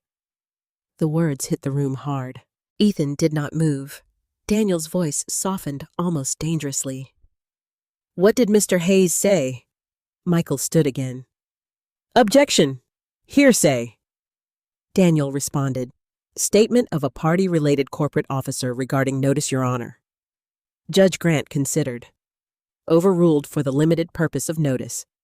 Daniel looked back at Harold. What did Ethan Hayes say? Harold's face looked older. He said, "Ill handle it." My eyes closed briefly. Handled. That word again. How many times did you raise concerns? Several. With Ethan Hayes? Yes. With Olivia Hayes? Yes. What was Mrs. Olivia Hayes's response? Michael stood. Objection. Judge Grant held up one hand. Mr. Brooks, Daniel said, goes to notice and intent, Your Honor. Proceed carefully. Daniel rephrased. Did Olivia Hayes provide documents when requested? Sometimes. Were those documents complete? No. Did she resist additional review? Yes. In what way? She said outside consultants were managing parts of the process and that I was not to interfere with strategic vendor relationships. Daniel glanced at the jury. Mr. Bennett T. Why did you leave Hayes Family Supply? She said, outside consultants were managing parts of the process and that I was not to interfere with strategic vendor relationships. Daniel glanced at the jury. Mr. Bennett, why did you leave Hayes Family Supply? Harold's jaw tightened. I was asked to approve reconciliations that I could not in good conscience approve. The courtroom was silent. Did you resign voluntarily? I was presented with a separation agreement after refusing. Were you terminated for cause? No. Behind me, Benjamin whispered, Oh God. Daniel let that sit. Then he asked the question that shifted the entire trial. Mr. Bennett, did you bring records with you today? Yes. What kind of records? Harold placed his brown leather folder on the rail beside the witness stand. Internal audit notes, vendor payment summaries, email printouts, and a timeline showing when concerns were raised. Daniel approached. Your Honor, the state moves to mark these as exhibits pending foundation. Michael was already on his feet. Your Honor, this is trial by ambush. Daniel answered calmly. The defense received notice of Mr. Bennett as a potential witness. These documents were referenced in discovery. The originals have been authenticated through subpoenaed company records. Judge Grant looked at Michael. You will have opportunity to cross-examine. Michael sat, but his face had hardened. Daniel turned back to Harold. Mr. Bennett, do your records correspond with Mrs. Hayes's notebook entries? Yes. To what degree? Harold looked toward the jury. Her dates were remarkably accurate. The payments she flagged were the same ones I had concerns about. In some cases, she noticed issues before internal review caught them. I felt Richard's hand lightly touch my arm, grounding me. Daniel asked, Did Mrs. Hayes fabricate her concerns? No. Did she misunderstand ordinary business expenses? No. Was she confused by modern accounting? Harold's eyes flashed for the first time. No. She was ignored. The sentence fell like a gavel. I looked down at my hands because if I looked at my children, I would cry. Daniel then moved to the money. He displayed a chart showing payments over 18 months. Bright Path Consulting, North Star Logistics, Meridian Systems Group, thousands at first, then tens of thousands, then larger transfers broken into smaller amounts. Harold explained each line with painful precision. Brightpath had no physical office listed beyond a rented mailbox. North Star Logistics had received payment for inactive delivery lanes. Meridian Systems Group had billed for software integration, yet no employee Harold interviewed had ever used or even seen the supposed system. Where did the payments ultimately go? Daniel asked. Harold paused. Some funds moved through secondary accounts connected to entities I could not identify at the time. At the time? Yes. What did you later learn? Harold looked at Olivia. For the first time, she turned. Their eyes met. I learned that at least one secondary entity had registration information connected to Olivia Hayes's maiden name. A low murmur spread across the courtroom. Judge Grant immediately said, Order. Olivia whispered something to Michael. Ethan stared at her as if seeing her from across a great distance. Daniel asked, Mr. Bennett, did you ever see evidence that Lucas Hayes benefited from these payments? No. Did Benjamin Hayes? No. Emily Carter? No. Ethan Hayes? Harold hesitated. Everyone felt it. Not directly based on what I reviewed, he said, but he was notified of irregularities and failed to act. Ethan's face crumpled. That was the moment I understood the difference between guilt and cowardice. Olivia had built the maze, but Ethan had seen smoke at the entrance and told everyone the house was fine. Daniel sat down after that, Michael Foster rose for cross-examination, but something had changed. His confidence remained polished and sharp, yet the room no longer leaned with him. He tried to portray Harold as bitter. Harold answered plainly. He tried to suggest he had been angry about losing influence. Harold said, I lost sleep, not influence. He tried to say Lucas Hayes had planted doubts in his mind. Harold looked at the jury and said, Mrs. Hayes and I noticed the same problem from different doors. That sentence stayed with me. Different doors, same burning house. When Harold finally stepped down, he passed near my row. He did not stop, but as he walked by, he said quietly enough that only Richard and I could hear. William would have believed you. I pressed my hand to my mouth. Across the aisle, Ethan had heard it too. And for the first time since the trial began, my oldest son looked at me, not with irritation, not fear, not embarrassment. He looked at me like a man realizing his mother had been standing in front of the truth all along, waving both arms while he kept telling her to sit down. By the time the court recessed for lunch, no one in my family knew where to look. The hallway outside the courtroom was crowded with attorneys, witnesses, reporters from local business pages, and families waiting on other cases. People moved around us, but my family stood frozen in their own little circle of wreckage. Ethan stood near the wall, staring at nothing. Benjamin kept wiping his face with the heel of his hand. Emily looked like she had aged 10 years since morning. Olivia was speaking in low, urgent tones with Michael Foster, her back turned to all of us. Even from several feet away, I could see the tension in her shoulders. The calm, polished woman who had once smiled across dinner tables and called my concerns sweet was beginning to look trapped. Sophie came to my side first. "Grandma," she whispered, "are you okay?" I wanted to say yes. I wanted to be strong for her, but the truth had already carried us this far, so I would not abandon it now. "No," I said softly, "but I'm standing." She took my hand and squeezed it. Ethan glanced over. Our eyes met. For a moment, he looked like he might come toward me. Then Olivia turned and said his name. He stopped. That one small pause hurt more than I expected. Even after everything Harold had said, even after hearing that he had been warned, even after seeing the documents laid out piece by piece, Ethan still moved like a man caught between his mother and his wife, between truth and the life he had been trying not to lose. Richard guided me to a quiet bench near the windows.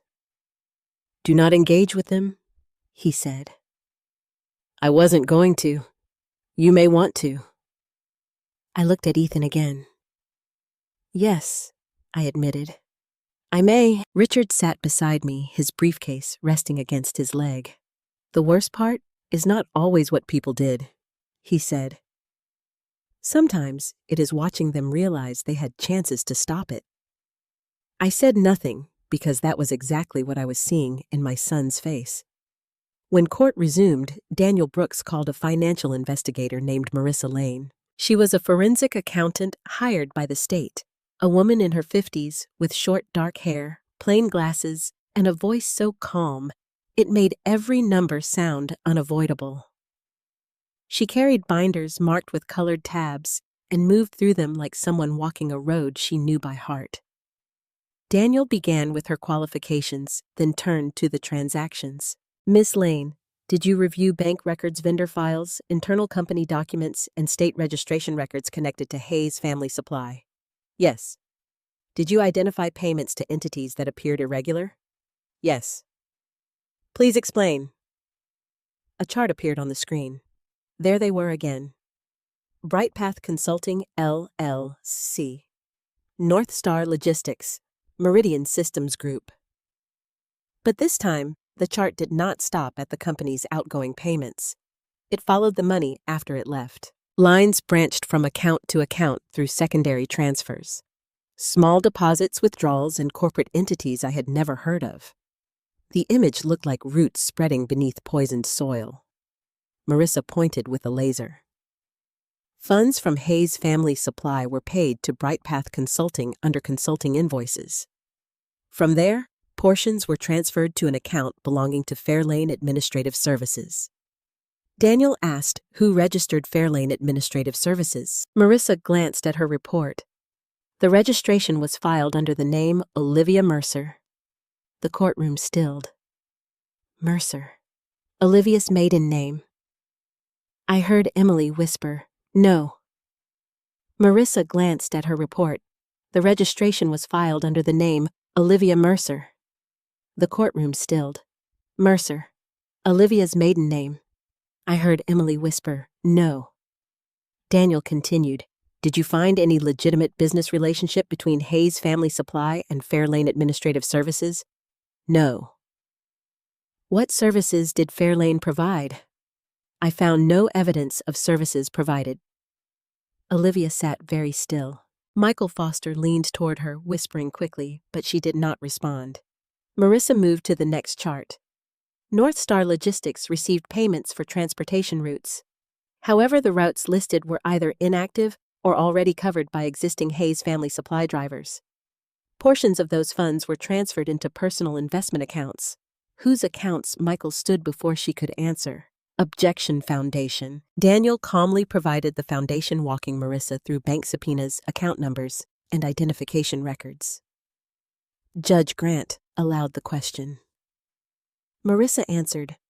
One account was held jointly by Olivia Hayes and Ethan Hayes. A sound went through the gallery. Ethan's head snapped up. His face went white. Olivia finally turned toward him, and the look she gave him was not love. It was warning. Daniel did not rush. Ms. Lane, did the records show Ethan Hayes personally initiating these transfers? No. Did the account receive funds connected to irregular vendor payments? Yes. Did Ethan Hayes benefit from those funds? In the sense that funds entered a joint investment account bearing his name, yes. But I did not find evidence that he created the vendors or initiated the transfers. I felt both relief and pain. Relief because Harold's words had been right. Ethan had not built the maze. Pain because he had still lived close enough to the maze to hear its walls being built. Daniel turned to another document. Ms. Lane, did you review approval forms with Lucas Hayes' name? Yes. How many? 4. My breath caught. 4. I had only known about 2. Daniel asked, were these forms connected to financial restructuring and vendor approvals? Yes. Were the signatures consistent? They appeared to be attempts to imitate the same signature style. Michael stood. Objection. Judge Grant said Miss Lane is not a handwriting expert. Limit your testimony. Daniel nodded. Did you compare the timing of those approval forms with access logs? Yes. What did that show? The documents were uploaded from a user account assigned to Olivia Hayes. Olivia's attorney closed his eyes briefly. Daniel asked, was Lucas Hayes' user account used? No. Was there any record of Lucas Hayes opening, editing, or approving the documents electronically? No. Was there any evidence Mrs. Hayes attended the meetings referenced? No. The courtroom felt smaller with every answer. I looked at my hands. They were folded in my lap. The veins raised the skin thinner than it used to be.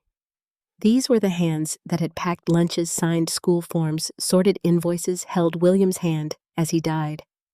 Someone had used my name like a tool. Someone had thought my age would make that easy. Daniel then displayed the document I had found in the cedar chest envelope, the company resolution bearing Ethan's signature as witness. Ms. Lane, please explain this document. Marissa looked at the screen. This resolution states that Lucas Hayes consented to a financial restructuring meeting. Her signature appears as stakeholder acknowledgement. Ethan Hayes' signature appears as witness. Daniel's voice remained steady. Did you find evidence Lucas Hayes was present at that meeting? No. Did you find calendar entries, emails, visitor logs, or see communications confirming her attendance? Did you find evidence Lucas Hayes was present at that meeting? No. Did you find calendar entries, emails, visitor logs, or communications confirming her attendance? No. Ethan lowered his head into his hands. Daniel turned slightly toward the witness. Based on your review, was this document reliable? No. A long silence followed. Then Daniel asked, what was the financial impact of the irregular transfers you identified? Marissa looked at her report. Approximately $486,000 over 22 months. Emily began to cry openly. Benjamin muttered, $500,000 like the words themselves had wounded him. Daniel asked, could that amount have threatened the company's stability? Yes, particularly because it was combined with increased credit obligations and delayed vendor payments. I thought of the vendor who had called me, the retired driver's nephew, the late payments, the line of credit, the little signs everyone else called confusion. They had all been pieces of the same fracture. When Michael Foster stood to cross-examine Marissa, he tried everything. He suggested the transfers were part of complicated tax planning. Marissa said no legitimate tax documents supported that. He suggested Fairlane Administrative Services might have provided informal work. Marissa said, businesses do not pay nearly $500,000 for undocumented informal work without records, deliverables, or contracts. He suggested Ethan as president had ultimate responsibility. Marissa paused before answering. Ultimate responsibility and transaction initiation are different questions. That sentence seemed to hit Ethan directly. Then Michael asked, is it possible Olivia Hayes was merely following procedures approved by Ethan Hayes? Marissa looked toward the jury. The records show she created or controlled several of the procedures being questioned. Michael returned to his seat with less confidence than before. Daniel then called one more witness before the day ended, a bank compliance officer named Thomas Reeves. He authenticated account records and confirmed that unusual transfer patterns had triggered internal review. But what mattered most came near the end. Daniel showed him the forged authorization. Mr. Reeves, did the bank rely on this document? Yes. For what purpose? To support the legitimacy of expanded credit and related restructuring approvals. And had the bank known Lucas Hayes did not sign it, we would have escalated the matter immediately and likely paused the credit process. I closed my eyes. That was why my name had mattered. Not because I had power day to day, because William and I had built enough trust over decades that my signature still meant something to the bank. They had stopped listening to my voice, but they had used the credibility of my name. When court adjourned, Judge Grant instructed everyone not to discuss testimony with witnesses. The gavel came down, and the room slowly broke apart into whispers and footsteps. I stood carefully. Across the aisle, Ethan rose too. This time, Olivia said his name, but he did not stop. He walked toward me as if crossing a river. Richard tensed slightly beside me, but I raised one hand. Ethan stopped a few feet away. His face was wet. "Mom," he said, his voice barely above a whisper. I waited. He looked like he had 1,000 words trapped behind his teeth, but only 3 came out. I didn't know. I looked at him for a long moment. Then I said the truth neither of us wanted. But you knew enough to ask. His face crumpled. Behind him, Olivia stood rigid, watching us with eyes like closed doors. For the first time, my son did not turn back toward her. Ethan was called to the stand the next morning. I knew it before Daniel Brooks said his name. I could feel it in the way the courtroom arranged itself around him, as though every person there understood that the trial had moved from numbers into blood. My son stood slowly. For one terrible second, he looked like he did when he was 12 years old and had broken William's workshop window with a baseball. Back then, he had tried to act brave until his father asked him one gentle question, and then the truth had fallen out of him with tears. But this was not a broken window. This was my name on false documents. This was a company bleeding money. This was a family discovering that silence can become its own kind of betrayal. Ethan raised his right hand and swore to tell the truth. His voice cracked on the word truth. Daniel began carefully. Please state your full name. Ethan William Hayes. Your role at Hayes Family Supply. President, Chief Executive Officer, and your relationship to Lucas Hayes. He looked at me. She's my mother. The words were simple. They should have felt ordinary. Instead, they landed in my chest like something I had nearly forgotten I was allowed to be. Daniel walked him through his role after William died. Ethan explained how he took over operations, how the company had been facing increased competition, rising costs, changing vendor needs, and pressure to modernize. At first, he sounded like the Ethan I knew from business calls, polished, controlled, careful. Then Daniel asked, "Did your mother raise concerns about unusual payments?" Ethan swallowed. "Yes. How many times?" "Several. What did you do when she raised those concerns?" He looked down. I dismissed them. The courtroom went completely quiet. Daniel did not rush. Why Ethan rubbed his hands together once, then stopped himself. Because I thought she was having trouble letting go. Because I thought she missed my father so much that every change felt like a threat. Because Olivia kept telling me Mom was undermining my leadership and He paused, jaw trembling. I wanted to believe my wife. Olivia sat at the defense table staring straight ahead. Daniel asked, "Did you ever investigate your mother's concerns fully?" "No." "Did Harold Bennett raise concerns with you?" "Yes." "What did you tell him?" "I told him I would handle it." "Did you?" Ethan closed his eyes. "No." The word was barely audible. Daniel stepped closer. Why not Ethan's face twisted with shame? Because I was afraid of what I might find.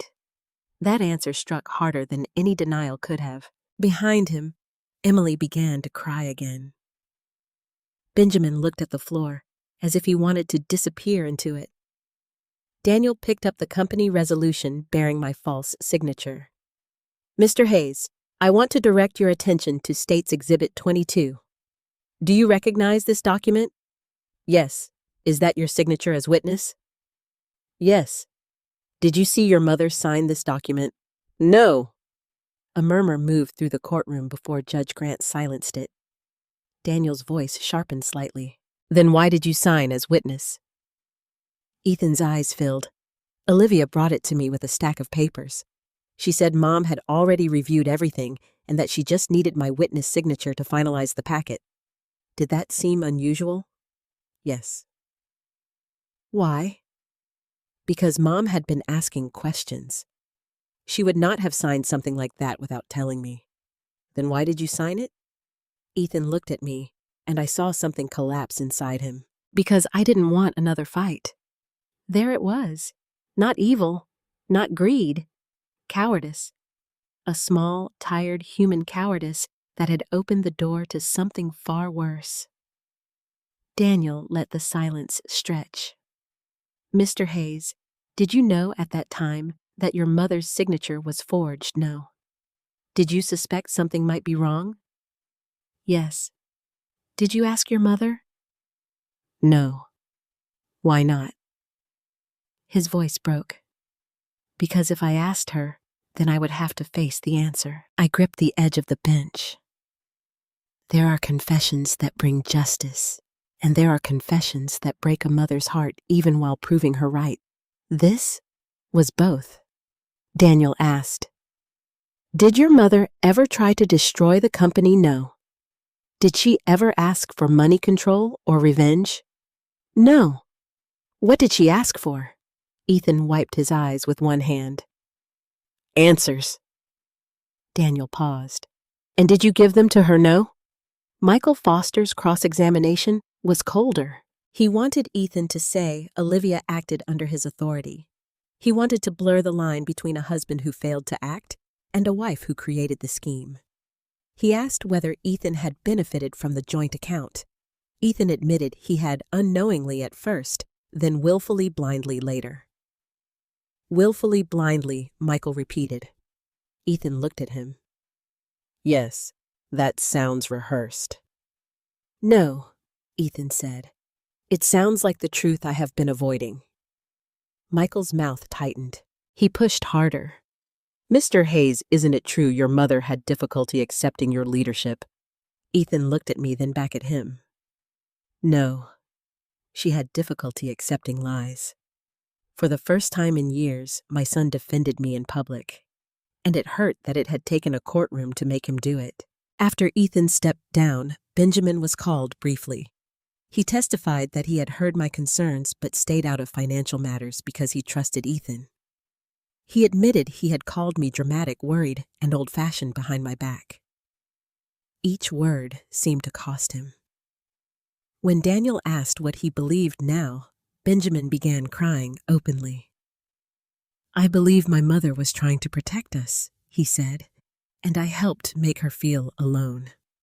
Emily's testimony came later that afternoon. She walked to the stand with red eyes and shaking hands.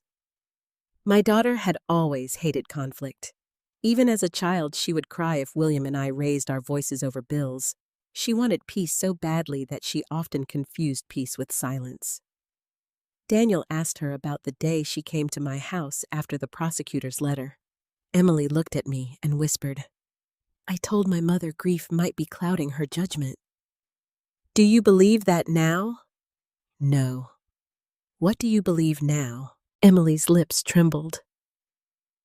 "I believe I used her grief as an excuse not to deal with my own fear."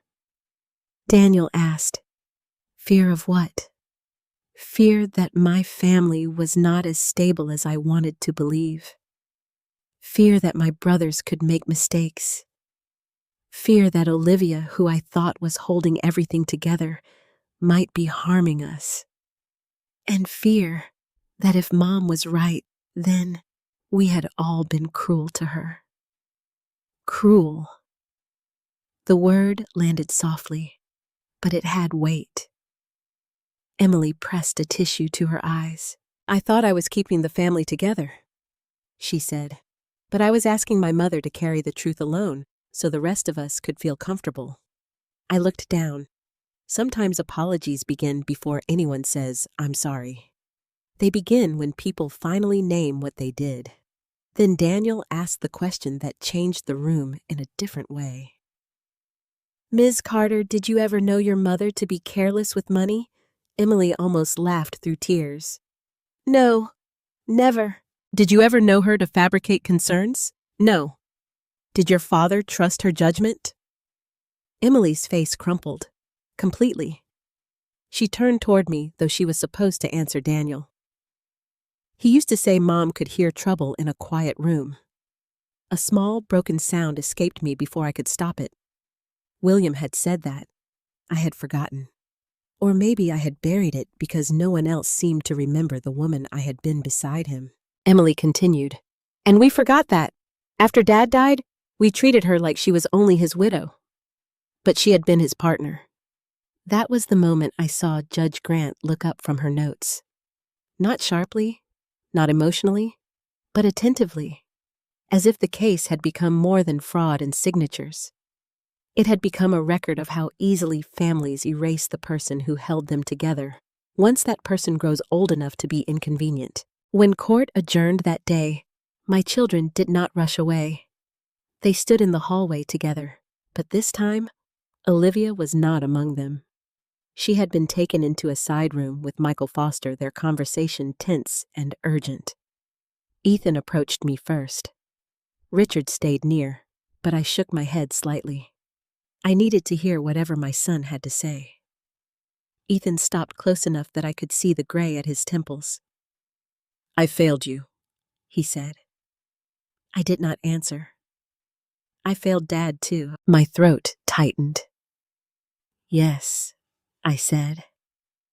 He flinched, but he did not look away. Benjamin came beside him. "We should have listened." Emily stood on my other side, crying quietly. "I'm sorry, Mom," she whispered. "I am so sorry." Those words should have healed something. Instead, they opened the wound wider, because I had needed them months ago, years ago, at my kitchen table, at Sunday dinners, in office hallways, before subpoenas, before charts, before strangers had to teach my children that their mother still had a mind worth respecting. "I hear you," I said. Ethan's face twisted. "Can you forgive us?" I looked at my 3 children, grown and broken, finally seeing me. "I don't know yet," I said. It was not the answer they wanted, but it was honest. And after everything, honesty was the only gift I had left to give. The next morning, Michael Foster came for me again. By then, the courtroom had already heard from Ethan Benjamin, Emily Harold Bennett, Marissa Lane, and the bank officer. The case no longer felt like a question of whether something had happened. It had become a question of how much truth each person was finally willing to carry. Still, Michael had one job left. If he could not erase the documents, he would try to weaken the woman who first protected them. Daniel Brooks recalled me briefly to clarify several records connected to the old company files William and I had kept at home. I answered carefully, just as Richard had coached me. Dates, documents, names, no guessing, no anger, unless the question required the truth of my feelings. Then Michael stood. He walked toward me more slowly this time, as if gentleness might do what sharpness had failed to do. "Mrs. Hayes," he began, "you have presented yourself as someone who simply wanted answers. I did want answers, but you also wanted respect." "Yes." A faint smile touched his mouth. "And isn't it true that not receiving that respect wounded you deeply?" "Yes." He turned slightly toward the jury. "So, when Olivia Hayes became involved in the company, when your son began relying on his wife instead of you, that wound grew." I looked at him calmly. "No. The wound grew when they used my name without my permission." A few jurors watched me closely.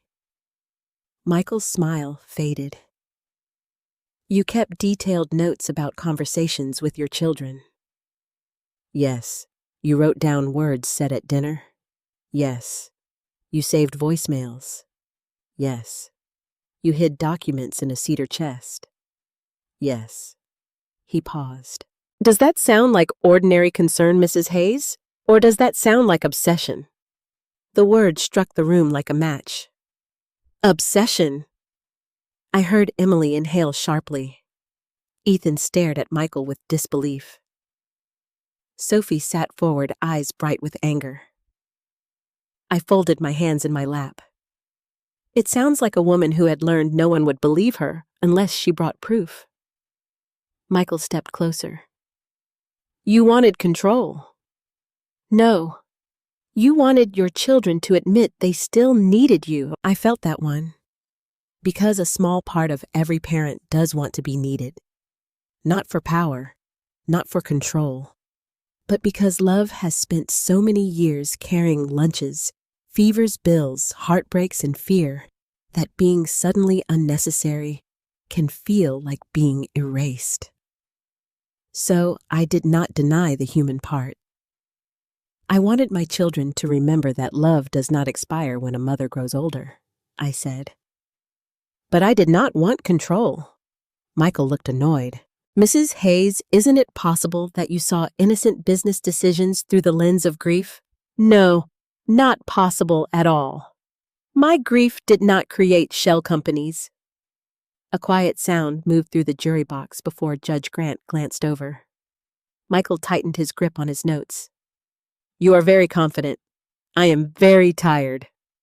That seemed to stop him for half a second. I continued. "There is a difference." He changed direction. "You testified that your husband trusted you." "Yes. You mention him often." "Yes. Would it be fair to say you still feel guided by his memory?" "Yes. Then perhaps you were trying to preserve the company as it existed when he was alive." "No. I accepted changes I did not like. I accepted new systems. I accepted new vendors when they made sense. What I did not accept was dishonesty." Michael turned to the judge, then back at me. "You say dishonesty, but you are not a forensic accountant, are you?" "No, you are not a handwriting expert. No, you are not a corporate attorney. No. So what exactly made you qualified to decide something was wrong?" For the first time, I let myself look at my children. Then I looked at the jury. 36 years of knowing what right looked like. The courtroom went completely still. Michael opened his mouth, but I went on. I knew what invoices looked like when they belonged to real work. I knew what vendors sounded like when they were legitimate. I knew how my husband and I made decisions. I knew what my signature looked like. I knew what it felt like when people answered questions honestly. I may not have had new titles or modern dashboards, But I had experience, and experience is not confusion just because it has gray hair. Emily began to cry silently. Michael looked toward Judge Grant as if hoping she might intervene, but she did not. He glanced down at his papers. Mrs. Hayes, did you ever tell the prosecutor that you had personal financial history with Hayes Family Supply beyond ordinary ownership? Richard shifted slightly beside the prosecution table. Daniel looked up. I felt my heartbeat change. This was the question no one in my family had expected. I had told Daniel. I had given him the records, but the testimony had not yet come out. Michael must have thought he had found something that could make me look biased. Yes, I said. Michael raised his eyebrows. Please, explain. Daniel stood. Your Honor, may we approach? Judge Grant allowed a brief sidebar. The attorneys spoke quietly. I sat with my hands folded, feeling the past rise beneath me like water under a floorboard. When they returned, Judge Grant said, The witness may answer within the scope of the question. Michael looked almost pleased. Mrs. Hayes, did you once place personal assets into Hayes Family Supply without telling your children? Yes. A ripple moved through my family's row. Ethan's head lifted. Benjamin frowned. Emily whispered. What? Michael's tone sharpened. How much money are we talking about? I swallowed. Approximately $212,000 over several years. The courtroom seemed to inhale. Ethan stared at me as if I had spoken another language. Michael stepped closer. And you never told your children no. Why? Because your father was dying. I said, though I was looking at Ethan now. Because the company was struggling quietly. Because medical bills were rising, vendors still had to be paid, and payroll could not wait for our family to finish falling apart. Michael tried to interrupt. Mrs. Hayes, but Judge Grant said, let her finish. I took a breath. I used savings William and I had set aside. I refinanced part of our personal property. I delayed repairs on this house. I sold jewelry William had given me, not the wedding ring, but almost everything else. I did it because the company needed time, and your father needed peace. Ethan's face crumpled. Benjamin whispered, Mom. Emily covered her mouth. Michael looked less pleased now. Daniel stood. Your Honor, the state requests permission to redirect on this issue after cross-examination. Granted. Michael tried to recover. So, you secretly invested substantial personal funds into the company. I protected the company. And you expected gratitude later? No. No one knew. Gratitude was impossible. Then why bring it up now? You brought it up. A few jurors looked down, hiding expressions. Michael's jaw tightened. Isn't this proof that you felt entitled to interfere? No. It is proof that I have been saving that company longer than some people have been pretending to run it. This time, Judge Grant did look at me not angrily, but with warning. I softened my tone. I apologize, Your Honor, but that is the truth. Michael had no more questions. Daniel rose for redirect. His voice was gentle. Mrs. Hayes, do you have records of those personal contributions? Yes.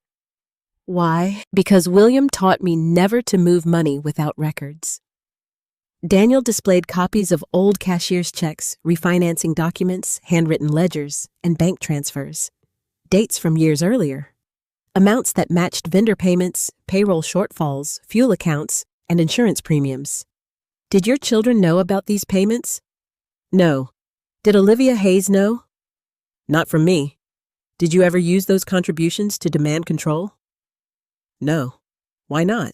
I looked at my children through tears. Because when you help families survive, you do not always send them an invoice. The courtroom fell silent in a way I had never heard before. Not tense. Reverent. Daniel asked one final question.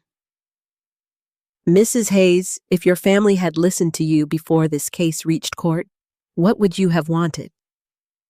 I wiped one tear from my cheek. I would have wanted us to sit at my kitchen table with every document spread out between us. I would have wanted Ethan to ask hard questions. I would have wanted Benjamin to stop hiding behind peace.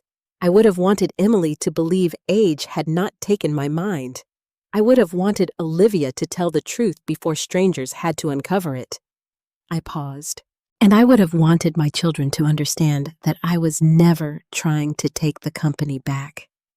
I was trying to keep them from losing themselves inside it.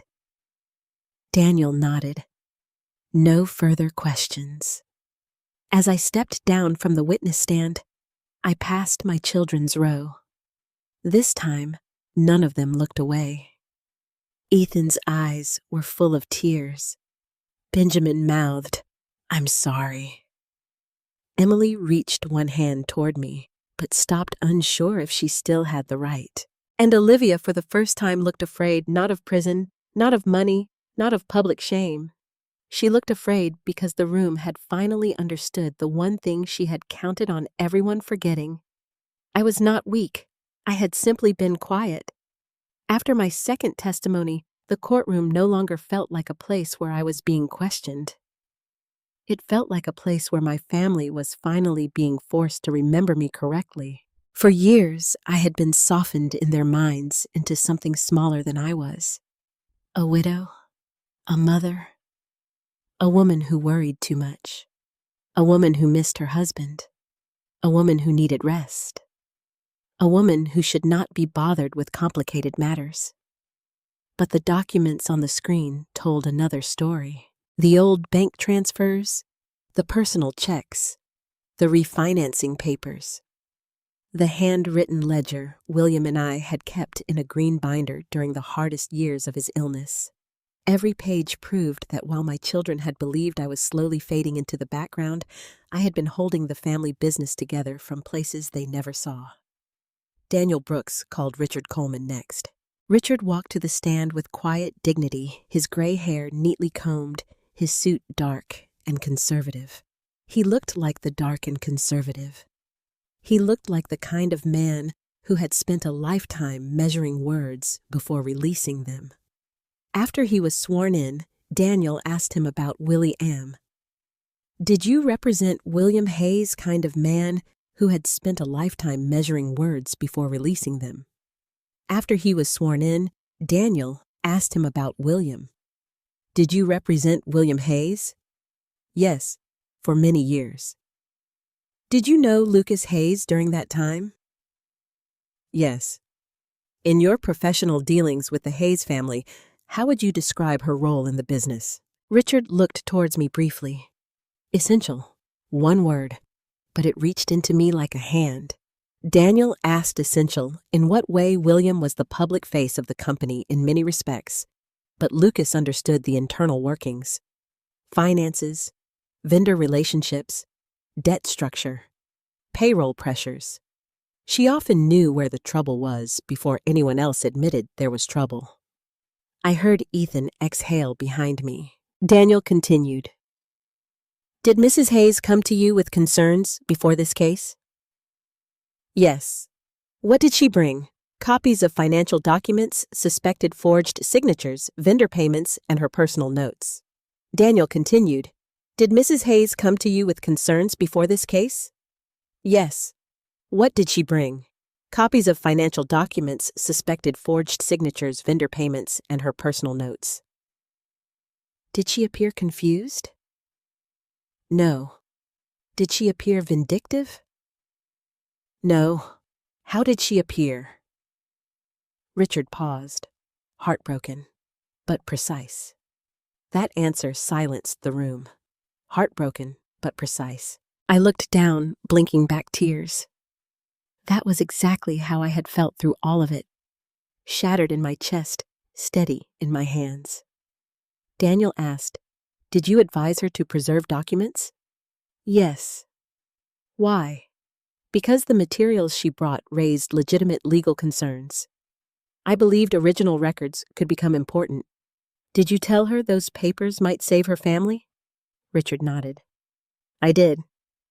What did you mean? I meant that if financial misconduct continued unchecked, the company could collapse, innocent employees could suffer, and the family could be exposed to even greater damage.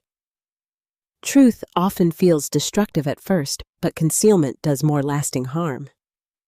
Those words seemed to settle over my children. Emily wiped her eyes. Benjamin stared at the floor. Ethan sat with his hands clasped tightly as though praying without words. Michael Foster cross-examined Richard, but gained very little. He tried to suggest Richard was biased because of his long relationship with William. Richard agreed that he respected William deeply. Then he added that respect for William was exactly why he would not ignore evidence connected to his company. He tried to suggest I had shaped Richard's opinion through emotion. Richard said, "Emotion does not alter bank records." The jury listened. By late afternoon, Daniel Brooks stood for his final summary of evidence before resting the state's case. He did not shout. He did not pace dramatically. He spoke with the calm certainty of a man who knew the records were stronger than any performance. He showed the timeline. First, the strange payments. Then my questions. Then Ethan's dismissals. Then Harold's warnings. Then Olivia's vendor files. Then the forged signatures. Then the shell companies. Then the money trail. Finally, my old personal contributions, proving not only that I understood company finances, but that I had once saved Hayes Family Supply when no one was watching. Daniel turned toward the jury. "This case began with numbers," he said. "But numbers are never just numbers when they carry someone's trust." Lucas Hayes' name was used because her credibility still had value. Her concerns were dismissed because people assumed her voice no longer did.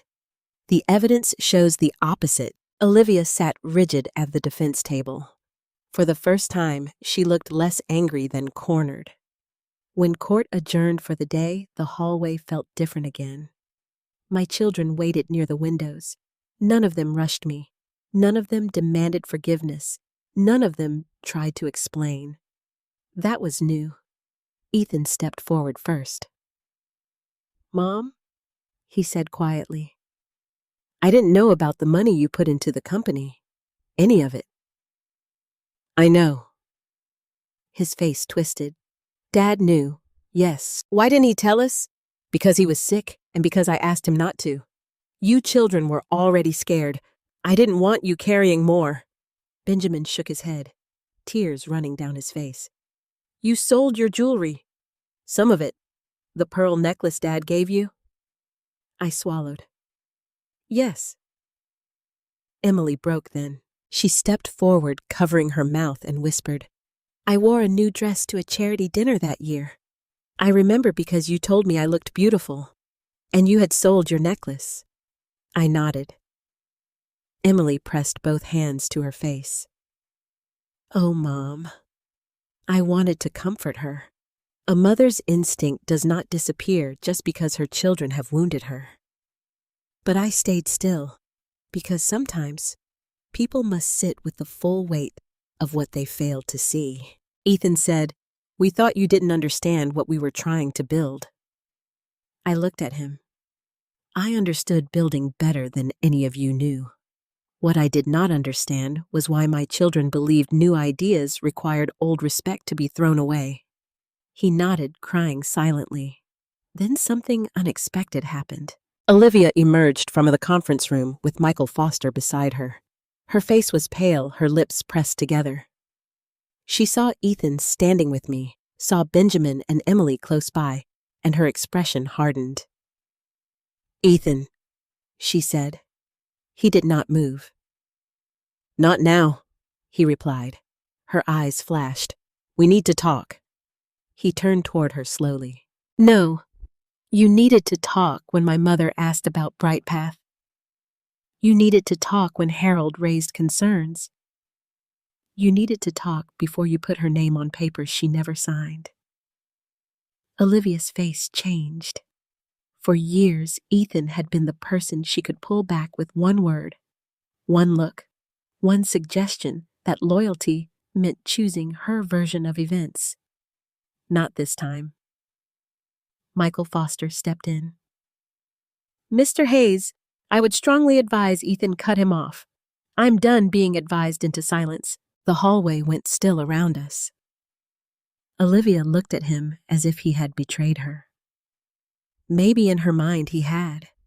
But to me, it was the first time my son had stepped toward the truth without someone dragging him there.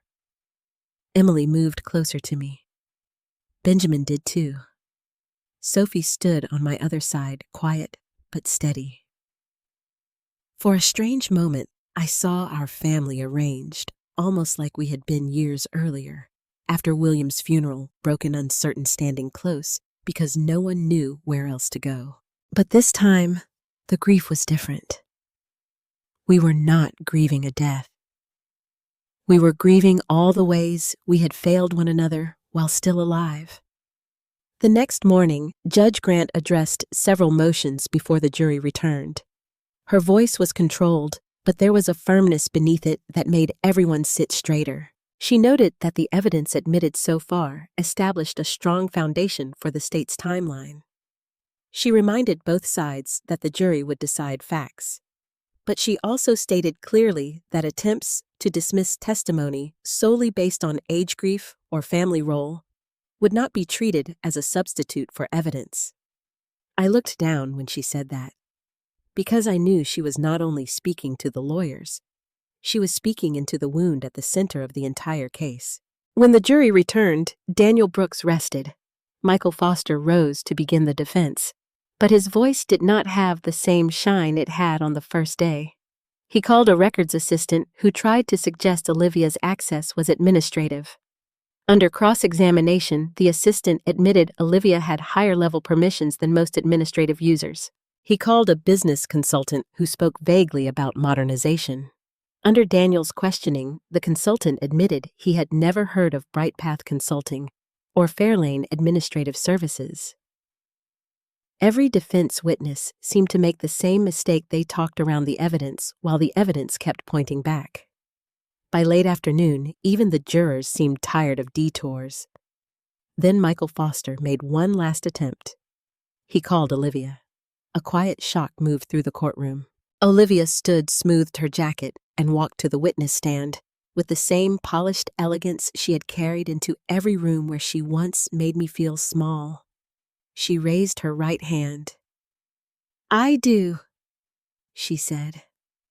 But for the first time, I wondered whether even she believed herself. As she sat, her eyes passed over Ethan, Benjamin, Emily, Sophie, and finally me. For years, she had looked at me like an obstacle. Now she looked at me like a witness she had underestimated. And that was exactly what I had become. Olivia took the witness stand like a woman walking into a room she still believed she could control. Her navy suit was perfectly pressed. Her hair was smooth. Her makeup had not smudged, not even after days of testimony that had left the rest of us looking worn and hollow. She sat with her back straight, hands folded, chin slightly lifted. For years, that composure had intimidated me. At dinner tables and office hallways, during family meetings, she had used calmness like a blade. If I became upset, she seemed reasonable. If I asked questions, she seemed organized. If I sounded hurt, she seemed professional. But in that courtroom, composure was no longer enough. Documents do not care how elegantly a person lies. Michael Foster began gently giving her room to tell the jury who she wanted them to see. She spoke of marrying Ethan, of wanting to help a family business transition into a modern company, of seeing inefficiencies and outdated processes. She said the company had been vulnerable after William's death, and she had stepped in because Ethan was overwhelmed. Her voice was smooth. "I love this family," she said, glancing toward the jury. "I wanted Hayes Family Supply to survive." I felt Ethan shift behind me. Michael asked, "Did you ever intend to steal from the company?" "No." "Did you forge Lucas Hayes' signature?" "No." "Did you create false vendors?" "No." "Did you personally benefit from any improper transfers?" "No." Each answer came clean and quick, like dishes stacked before anyone checked whether they were washed.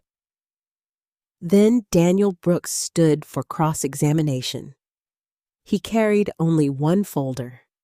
That frightened Olivia more than if he had carried 10 boxes.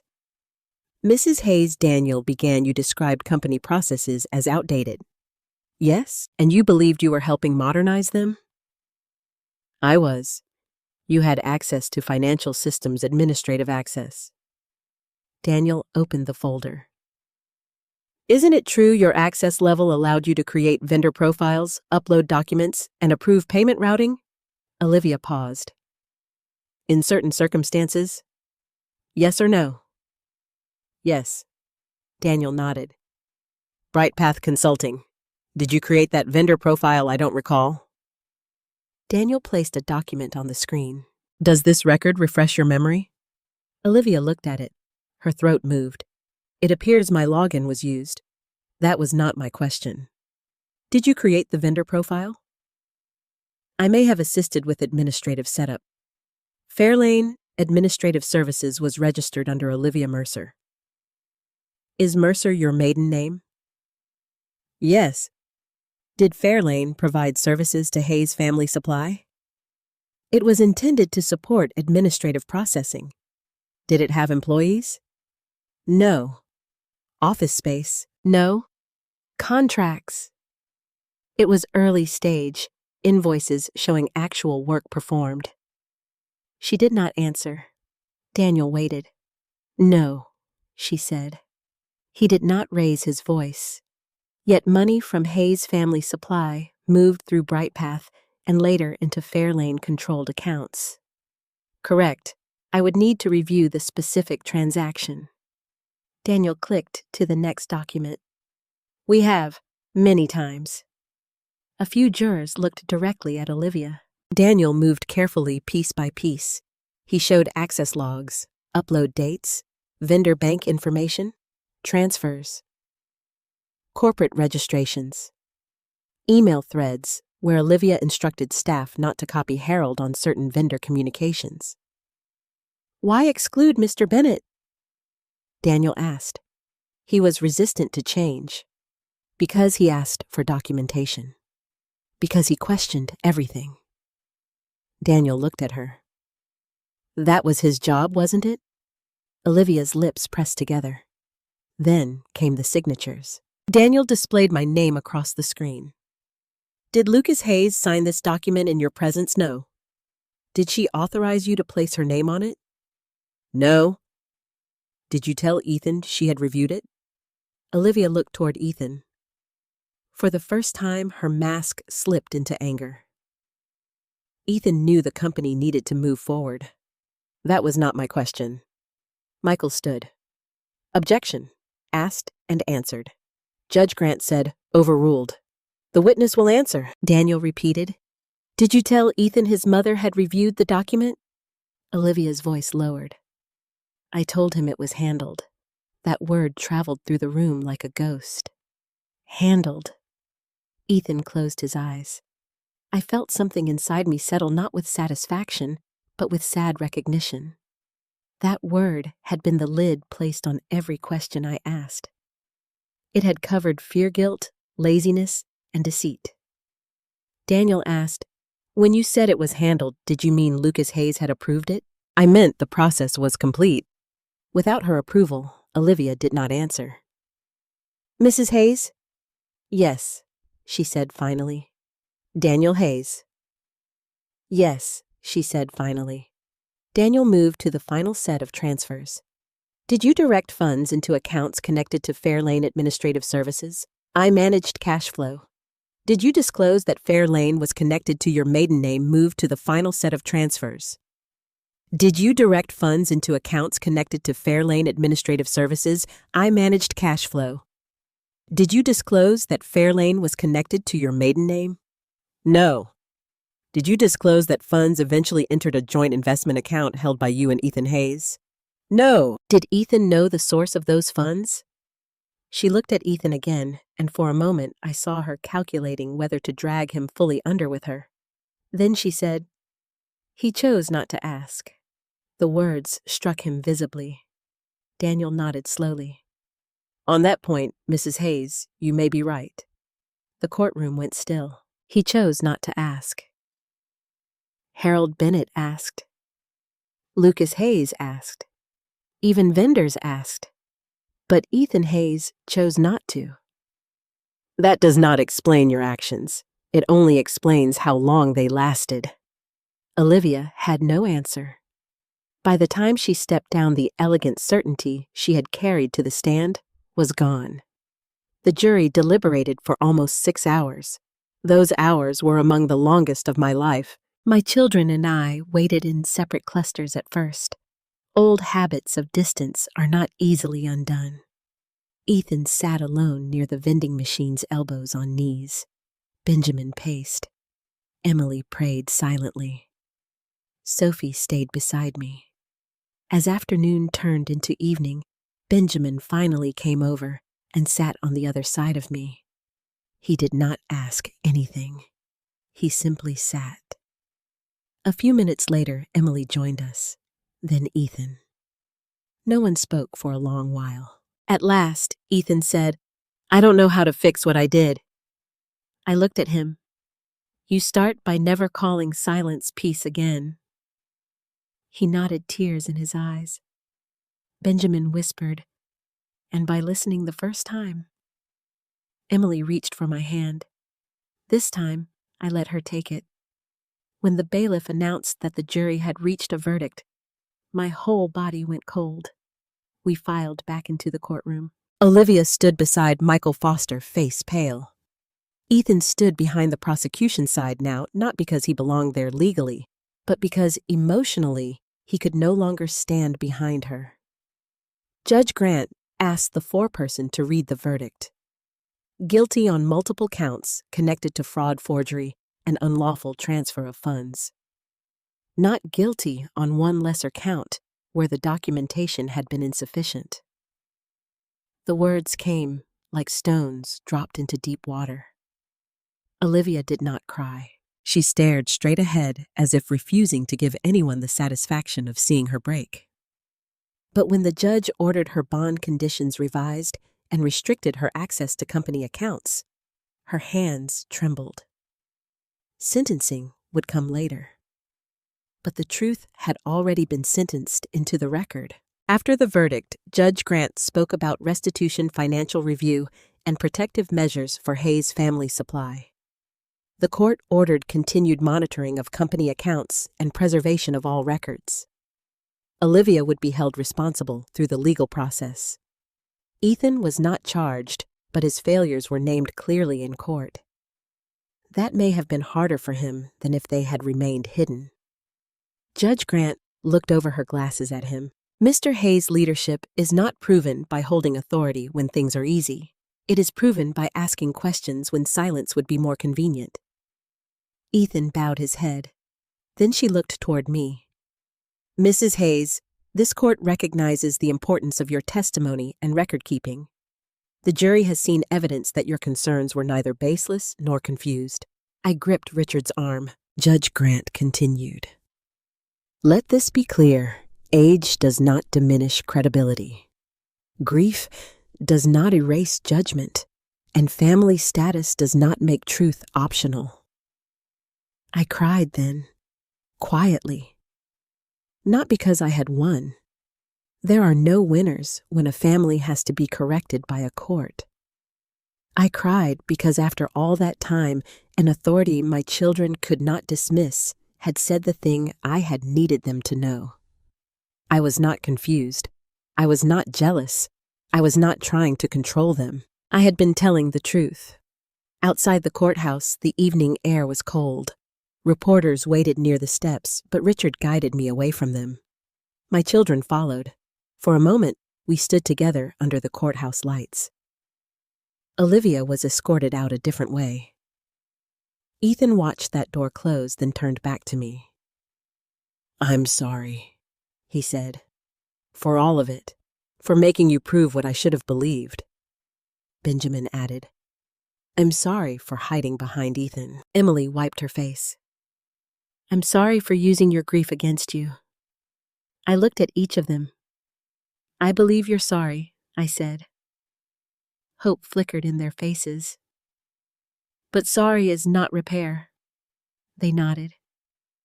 "I don't need you to kneel," I continued. "I don't need speeches. I don't even need you to understand everything I felt right away."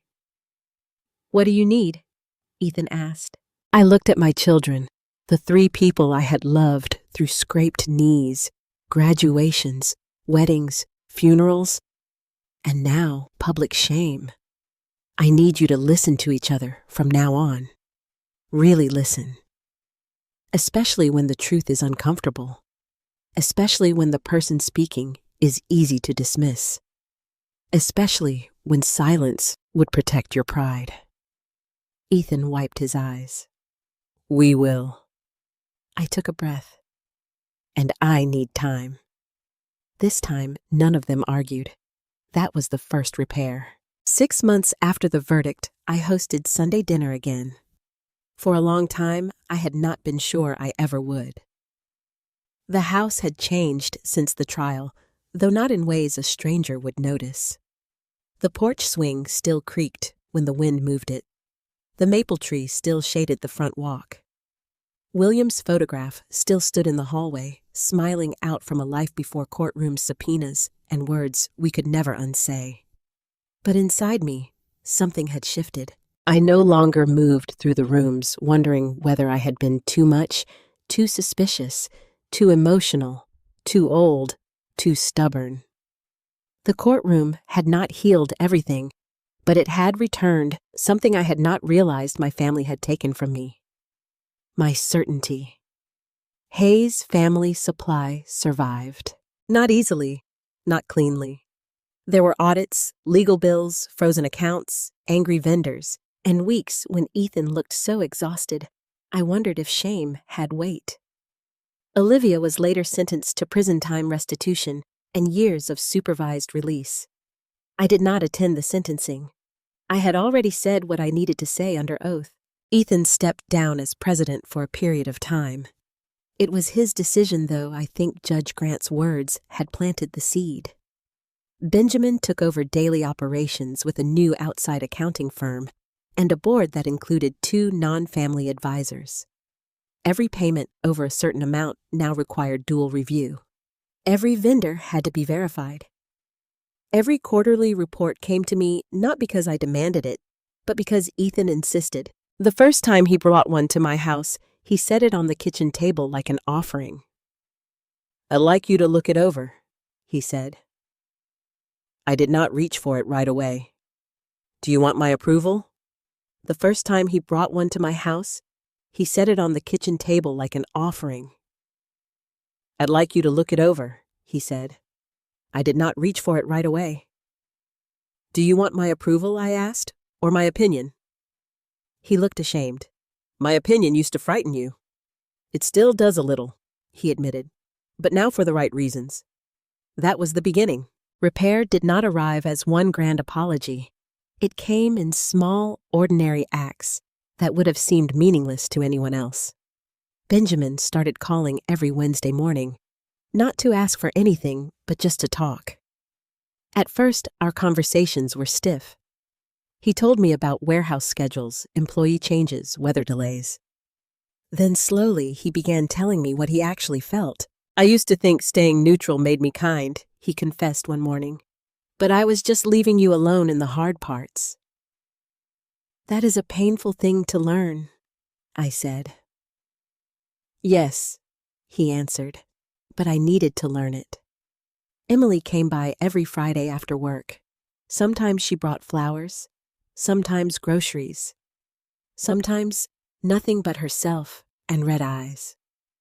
She apologized more than once, but over time, apologies became less important than honesty. "I hated that you were right," she told me one afternoon while helping fold laundry. "Because if you were right then, I had failed you." I looked at her across a basket of towels. Children fail parents sometimes. Parents fail children too. The question is, what we do after we can no longer pretend we didn't. She cried then, and I let her. Sophie remained my steady light. She graduated the following spring with honors in accounting. When she walked across the stage, I sat between Ethan and Emily, with Benjamin on the other side. For the first time in years, no one spoke over me, explained things to me, or treated my silence as confusion. When Sophie found us afterward, she hugged me first. "You kept everything," she whispered. "So did you," I said. What did I keep, Faith? That Sunday dinner, 6 months after the verdict, was Sophie's idea. "We need one meal that isn't about court," she said. "One meal where Grandpa's picture can watch us do better." So I cooked. I made roast chicken the way William liked it, mashed potatoes with too much butter, green beans with almonds, cornbread in the old cast-iron skillet, and peach cobbler because Sophie said healing required dessert. Ethan arrived first. He stood on the porch holding a small wooden box. "What is that?" I asked. He looked nervous. "Something I should have returned a long time ago." Inside was William's old brass nameplate from the first warehouse office. William and Lucas Hayes, founders. My breath caught. "I found it in storage," Ethan said. "It should have been in the main office." "It is now." I touched the engraved letters with one finger. For years, I had thought they forgot I helped build it. Maybe they had, but forgetting was not always permanent. Benjamin came next with his wife and children. Emily came with Sophie.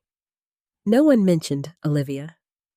Not because we pretended she had never existed, but because the evening was not hers to occupy. At dinner, there were awkward moments. Healing does not erase history. It simply teaches people how to sit at the same table without lying about it. Ethan cleared his throat halfway through the meal. "I want to say something." Everyone grew quiet. He looked at me, then at the others. For years, I confused leadership with being the loudest person in the room. I thought Mom asking questions meant she doubted me, but she was trying to protect what Dad left us and what she built beside him.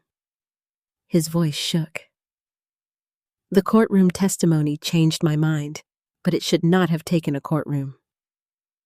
No one spoke. Then Benjamin said, "It changed mine too." Emily reached for my hand under the table. Sophie looked around at all of us and said softly, "Grandma didn't just save the company. She saved all of us from becoming people who ignored the truth." That was when I finally cried. Not the silent tears I had cried in court. Not the lonely tears from my kitchen table. These were different. They came from somewhere tired, but living. Ethan stood and came around the table. He knelt beside my chair, not for drama, not for forgiveness, but because he could not seem to remain standing. "I am sorry, Mom," he said.